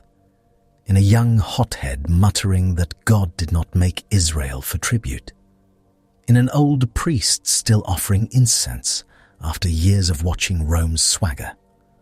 Everybody is carrying some version of the ache. And because the age is thick with apocalyptic expectation, every sign gets watched. A strange birth. People notice. A dream. People remember. A desert prophet eventually shouting by the Jordan. Crowds will come running because this population has been living in one long, suspenseful inhale. They know the categories. They know what judgment language sounds like. They know what kingdom language tastes like. They've been marinating in it for generations. Even the heavens feel busy. People speak easily now about angels, demons, spirits, Satan, unclean powers, resurrection, the age to come. None of that arrives out of nowhere. The air has been primed by the centuries behind them. What earlier generations whispered in side-room scroll readings is now part of the atmosphere. The unseen world feels close enough to touch, or at least close enough to blame for things. You can see why exorcists have work. You can see why dreams matter. You can see why a preacher in camel hair later will cause a civic disturbance simply by yelling near water. This world is loaded, overloaded. Every category is swollen with anticipation. The old silence did not drain the place of meaning. It soaked everything in it until even an ordinary village birth can become, in hindsight, the moment a pressure cooker finally gave way. But before hindsight, it just looks poor. That matters too. You stand in Bethlehem at night and there is no soundtrack, no glowing halo effect visible from the street, no neat wooden stable arranged by a home decor team. Just a cramped place where animals are kept near people, because that's how survival works. Rough stone, mangers hacked from wood or carved from rock, straw that scratches, drafts that find every gap, breath steaming in the cold. A woman labors there. A man hovers uselessly in the universal tradition of anxious husbands everywhere, trying to help and mostly looking like he would gladly fight an army if only childbirth came with targets. The floor is filthy by modern standards, and frankly, by ancient standards too. Water has to be managed. Cloths have to be found. Privacy is basically a rumor. Outside, the empire keeps counting. Inside, a child is born. And that is the joke history likes best. After 400 years of waiting, after beasts and visions and priestly revolts and desert separatists and legal debates and liturgical hopes and Roman occupation and a temple rebuilt to absurd proportions, the great breaking point arrives not in a senate chamber or on a battlefield or even in the temple's gold-lit courts. It arrives in a place that smells like hay, milk, dung, and exhausted mammals. That is almost offensively on brand for God. The shepherds are nearby, of course, cold, underpaid, and smelling exactly like men who spent their nights outdoors with sheep. Lanolin, smoke, damp wool, stale bread, unwashed skin, and the sour edge of fatigue. They are not out there discussing refined theology. They are keeping animals alive, staying awake, and trying not to think about how often predators ruin everything. They are part of this world too, a world where the poor still hear promises, where the scriptures are read in synagogues, but hunger still gnaws, where the temple shines, but villagers scrape by, where deliverance is discussed in polished language by some and in desperate sighs by others. The silence shaped all of them, not just the educated. Because waiting is never merely intellectual. It gets into your bones, into how you name children, into which songs you sing while working, into which oppressions you consider temporary and which you fear are permanent, into whether you still believe history has a direction when all evidence appears to suggest history is a cart rolling downhill with one wheel on fire. And in this world, many still believe it does. That is what makes the moment so charged. Not because everyone agrees. They absolutely do not. Ask 10 people what the coming deliverance should look like, and you'll get 12 answers and one cousin yelling. But enough hope has gathered, enough scripture has steeped, enough longing has thickened, that when the story moves, people are ready to interpret movement. A healer will not walk into a blank culture. A teacher will not address a blank people. A man speaking of the kingdom of God will not be using empty phrases. Every word will strike old bells. Son of David, Son of Man, Kingdom, repentance, resurrection, judgment, good news to the poor. Those phrases land because the silent centuries filled them with voltage. Even the conflicts are prepared.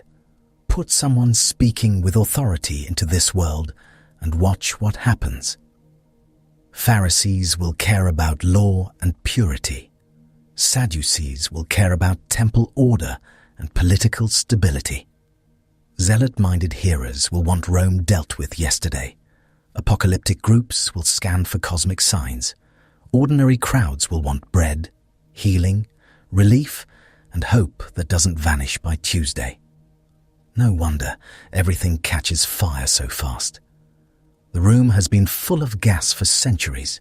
One spark, and suddenly everybody is awake. So when you stand in Bethlehem and look around, you are not looking at the end of a quiet intermission. You are looking at what the silence produced, a scripturally saturated people, a fractured but fervent religious landscape, a temple-centered faith that now also thrives in village synagogues, a land under Rome but haunted by older promises, a people fluent in waiting, argument, holiness, compromise, rebellion, and messianic hunger. The silence built the stage. It stocked the props. It trained the audience to recognize certain lines the moment they were spoken. That is why this night matters in exactly this world and not some simpler one. You needed Pharisees for certain arguments to mean anything. You needed Sadducees for temple conflict to matter the way it would. You needed synagogues for teaching to spread town by town. You needed Greek for good news to travel fast across the Mediterranean. You needed apocalyptic hope in the bloodstream, so kingdom language would hit like thunder. You needed Roman roads, however irritating, for the message to move. You needed all 400 years, even the weird years, especially the weird years. The books copied in side rooms, the martyrs, the pig on the altar, the whispered dreams of angels and judgment, the grandfathers debating calendars until everyone wanted to throw a fig at them. The temple rebuilds, the exiles, the returns, the compromises, the revolts, the prayers muttered over hard bread and cheap wine. All of it was mixing together. And now the child is here. Most people do not know it yet. The night outside still smells the same. A dog barks somewhere downhill. Somebody coughs in their sleep. A donkey shifts its weight and thumps the wall. A Roman official, miles away, continues being very pleased with his paperwork. The temple still stands in Jerusalem, blazing pale in the moonlight far beyond sight. Priests will rise tomorrow and perform the usual offerings. Pharisees will teach. Sadducees will manage. Essenes will wash. Rebels will mutter. History on the surface has not changed at all. But the silence is over. Not with thunder first. With a newborn's cry in a town overcrowded by empire, under a sky that has watched 400 years of longing rise like smoke. And all around that cry is the world the silence made. Bruised, expectant, argumentative, scripture-soaked, politically miserable, spiritually electric, and more than ready for somebody to finally speak again. The roads are still there. The scrolls are still there. The temple is still there, gaudy and brilliant and doomed. And somewhere in that dark Judean night, wrapped against the cold in a place no one would have chosen, the long waiting shifts. Not finished, not explained, but shifted. The pressure has broken. The old promises are breathing again. And the world that silence built will never be the same. So, after all of that, the silence, the wars, the fish guts, the fallen angels, the books that almost vanished into somebody's damp storage jar, what were all these old storytellers trying to hand you? Because they were handing you something. Not neatness? Absolutely not. Nothing about those centuries is neat. It's 400 years of arguments, invasions, temple drama, demon side quests, and men in the desert becoming deeply intense about calendars. It's the spiritual version of opening a family attic and finding scrolls, swords, lamp oil, and one box labeled, "Do not open, giants." But taken together, the message is surprisingly steady. The first thing they were trying to show you is that silence is not the same thing as abandonment. That one matters because silence feels like abandonment when you're living in it. Of course it does. The prophet stops talking. No fresh word arrives. Heaven seems to have put you on hold with no music, no updates, and no estimate for when. Somebody will get back to you. Meanwhile, life keeps happening in all its usual unpleasant textures. Taxes, funerals, drought, occupiers, bad rulers, and bread hard enough to qualify as construction material. So, what do? You keep going. That is one of the great achievements of those quiet centuries. Faith learned how to walk without fireworks. It learned how to survive on memory, ritual, prayer, and stubborn repetition. People still gathered. They still read. They still sang. They still argued over what obedience looked like while somebody's stew boiled over in the background. Spectacle was gone. Fidelity stayed. And that changed everything. Because before that, so much of the story had these huge moments. Plagues, fire, prophets, kings collapsing under divine judgment. Very dramatic, extremely cinematic. Then suddenly you get generations of ordinary people trying to stay faithful in towns that smell like dust, wool, olive oil, and public drains that should be illegal. That matters. Because most of life is not Mount Carmel. Most of life is not the Red Sea splitting. Most of life is showing up again when nothing flashy happens. The silence taught people how to do that. It taught them that faith is not only built in the thunder. A lot of it gets built in the long, boring stretch where the lamp still needs trimming and the children still need feeding. And heaven seems, frankly, a little quiet. Then there are the books people later shoved to the edges, debated, embraced, side-eyed, or lost track of. Those books were not hanging around because they were useless. Some were complicated, some were disputed, some were so gloriously strange they make you feel like somebody mixed scripture with a fever dream and a late-night conspiracy pamphlet, but they carried real hunger, real wisdom, and real devotion. They existed because people in the silence were still thinking, still praying, still storytelling, still trying to understand what faithfulness looked like when no prophet was currently setting everybody on fire with a sentence. Take Tobit. Under all the fish slime and travel chaos and the deeply alarming demon situation, that story keeps whispering the same comfort. God is at work in ordinary acts of mercy. You bury the dead. You share your food. You remain kind when life has become ridiculous. You do not get a glowing sign over every decent decision. Most days you do not even know an angel is in the room. You just keep doing the next faithful thing. That's Tobit's gift. It says, the unseen help of God may be standing right beside you while you are busy being annoyed, tired, underfunded, and covered in fish guts.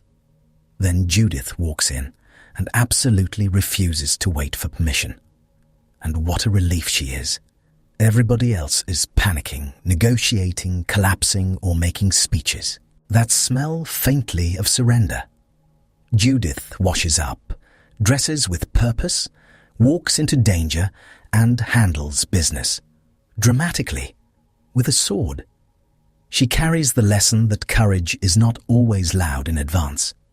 Sometimes it looks like a widow quietly deciding that enough is enough and becoming the worst surprise an enemy commander has ever had. Her story stayed alive because people needed that. They needed to remember that bravery does not always come wearing armor and giving a speech from horseback. Sometimes it comes in sandals, with steady hands, after everyone else has exhausted themselves being useless. Then you get the Maccabees, which smell like blood, mud, lamp smoke, wet caves, and unwashed resistance fighters. They taught something different. They taught that faithfulness can become fiercely concrete. There are moments when devotion is not private feeling. It is refusal. It is endurance. It is resistance under pressure so intense it could flatten a nation. Some held fast by dying rather than yielding. Some held fast by fighting. Some held fast by cleaning a desecrated temple and lighting what lamps they could. That last part matters too, because not every act of faithfulness looks like charging a battlefield. Sometimes it looks like restoring worship after catastrophe, sweeping out the filth, setting the table again, lighting the candle in a place that has seen too much darkness. There is something deeply moving about that. After all the blasphemy and violence and pig-stink horror, somebody still says, "We clean this place and begin again." That is holy stubbornness. And then, naturally, because humanity cannot resist peeking where the curtain says, "Do not enter," along comes Enoch. Enoch teaches you something wonderfully human. People do not stop being curious about heaven just because heaven stops sending postcards. They want to know what is happening behind the walls of the world. They want tours of the cosmos. They want names for the terrifying things. They want maps of judgment, chains for rebellious angels, and an explanation for why everything feels so broken. So they imagine, write, expand, and dream. You can laugh at the wildness of it. Honestly, you should a little. But underneath the giant monsters and blazing thrones is a real longing. People needed to know that evil was not getting away with it forever. They needed to know the universe had structure, that justice was not a rumor, that the chaos below was not the only story. Enoch may get weird. Very weird. But it is weird in the direction of hope. Even the calendar arguments, exhausting as they are, carry something important. People were not bickering over trivia because they were bored. Well, some of them probably were. But deeper than that, they were trying to order life around God as carefully as possible. When do we feast? When do we fast? How do we count time faithfully in a world ruled by empires? Those squabbles sound small until you realize they are really about belonging. They are about refusing to let kings and occupiers define the shape of your days. So after all these centuries, one lesson rises above the rest. Faith is not proved by how often you hear God speak. It is proved by what you do in the long stretch when you do not. Do you keep the lamp burning? Do you keep telling the stories? Do you still gather with other people, even when they are annoying and smell like sheep and garlic and old wool after rain? Do you remain generous, brave, clean-hearted, hungry for justice, and unwilling to hand your soul over to the latest empire with a polished boot and a tax plan? That was the work of the silent years. They were not empty years. They were training years. They formed a people who knew how to wait without dissolving. A people who carried scripture in their mouths and hope in their bones. a people who could survive bad rulers, foreign gods, cultural pressure, theological infighting, and enough disappointment to sour a whole cistern of wine. The silence taught endurance. It taught portability. It taught that holiness could live in homes, synagogues, wilderness communities, battlefields, and borrowed rooms. And then, after all that, the silence ended. Not with a prophet storming in from the hills first, not with thunder over the temple, not with a warrior kicking open Herod's doors. It ended with a baby crying in a place that smelled like hay, dung, milk, cold stone, and exhausted animals. That is the resolution to all of it. The long quiet was not leading nowhere. It was making the world ready. Ready linguistically because Greek had spread. Ready spiritually because people were starved for hope. Ready institutionally because synagogues had carried scripture everywhere. Ready emotionally because generations had learned how to ache for deliverance. Ready symbolically because every one of those strange books and fierce stories had stocked the imagination with lamps, angels, martyrs, widows, kingdoms, resurrections, and the stubborn conviction that God had not forgotten. So the child's cry lands in a world prepared to hear it. Not everyone hears it well. Not everyone understands it. Plenty of people will miss the point in real time, which is very on brand for humanity. But the stage is built. The categories are there. The hunger is there. The silence has done its work. That is what all those storytellers were preserving.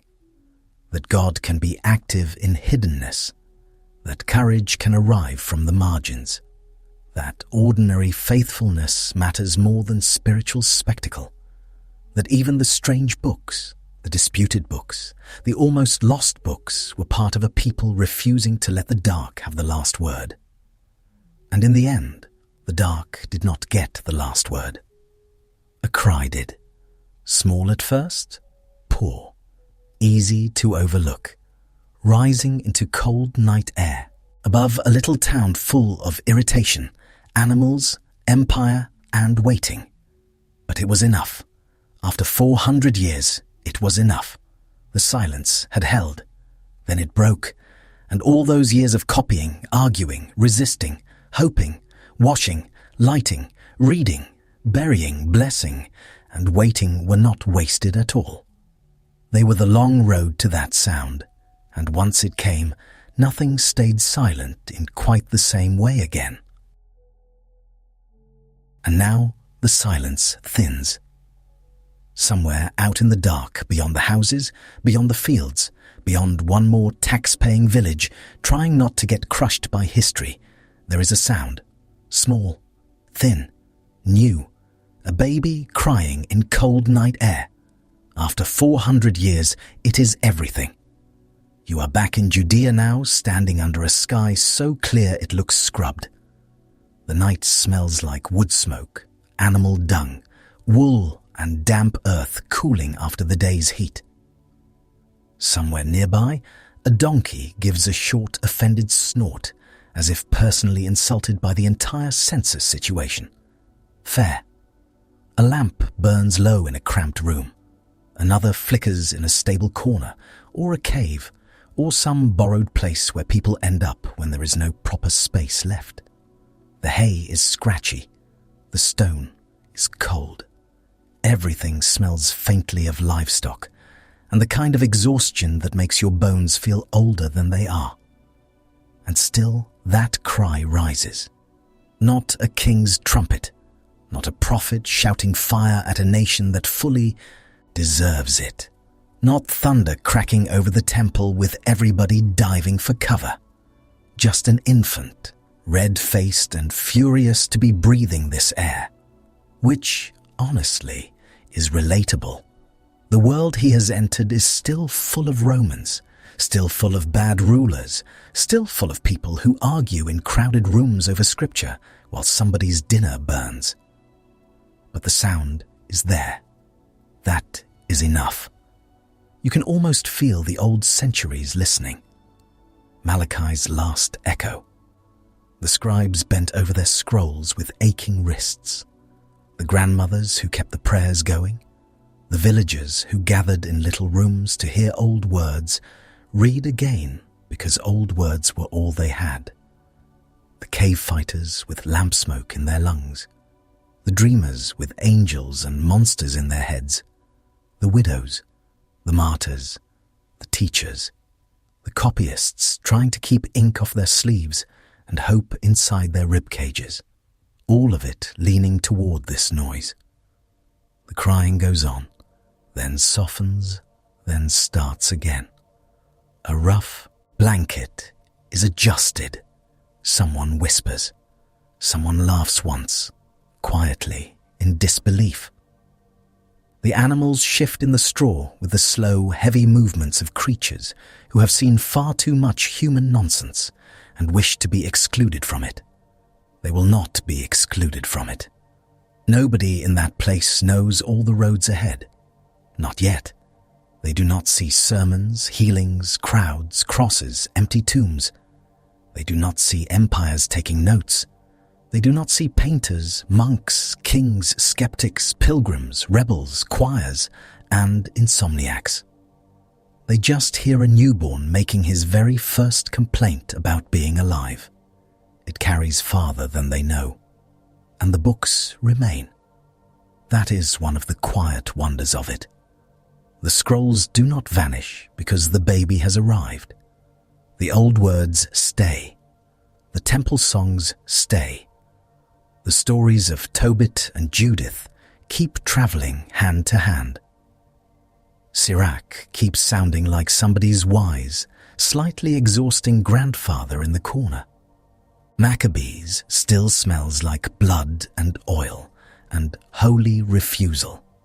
Enoch remains gloriously strange, lurking in the background like that one relative at a wedding who somehow brings up imprisoned angels before dessert. They all keep moving, copied by lamplight, read in whispers, argued over by serious men with spectacular beards and absolutely no ability to end a discussion on time.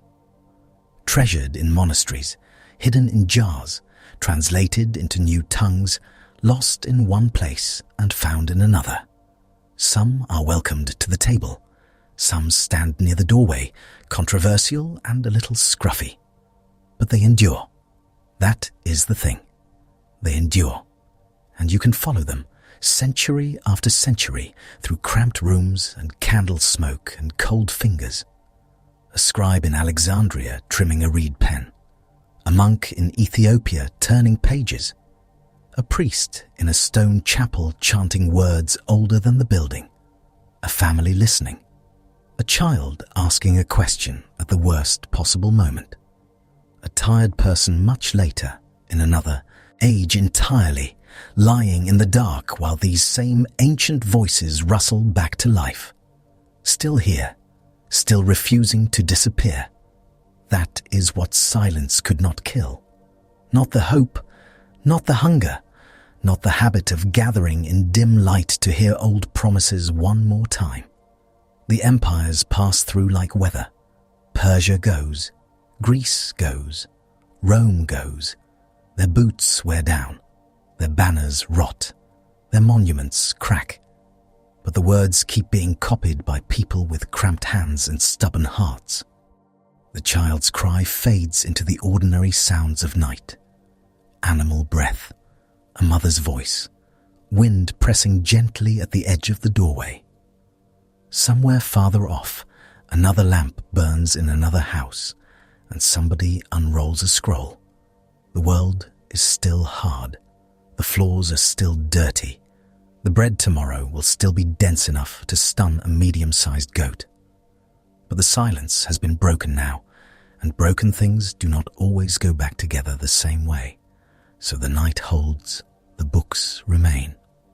The voices carry.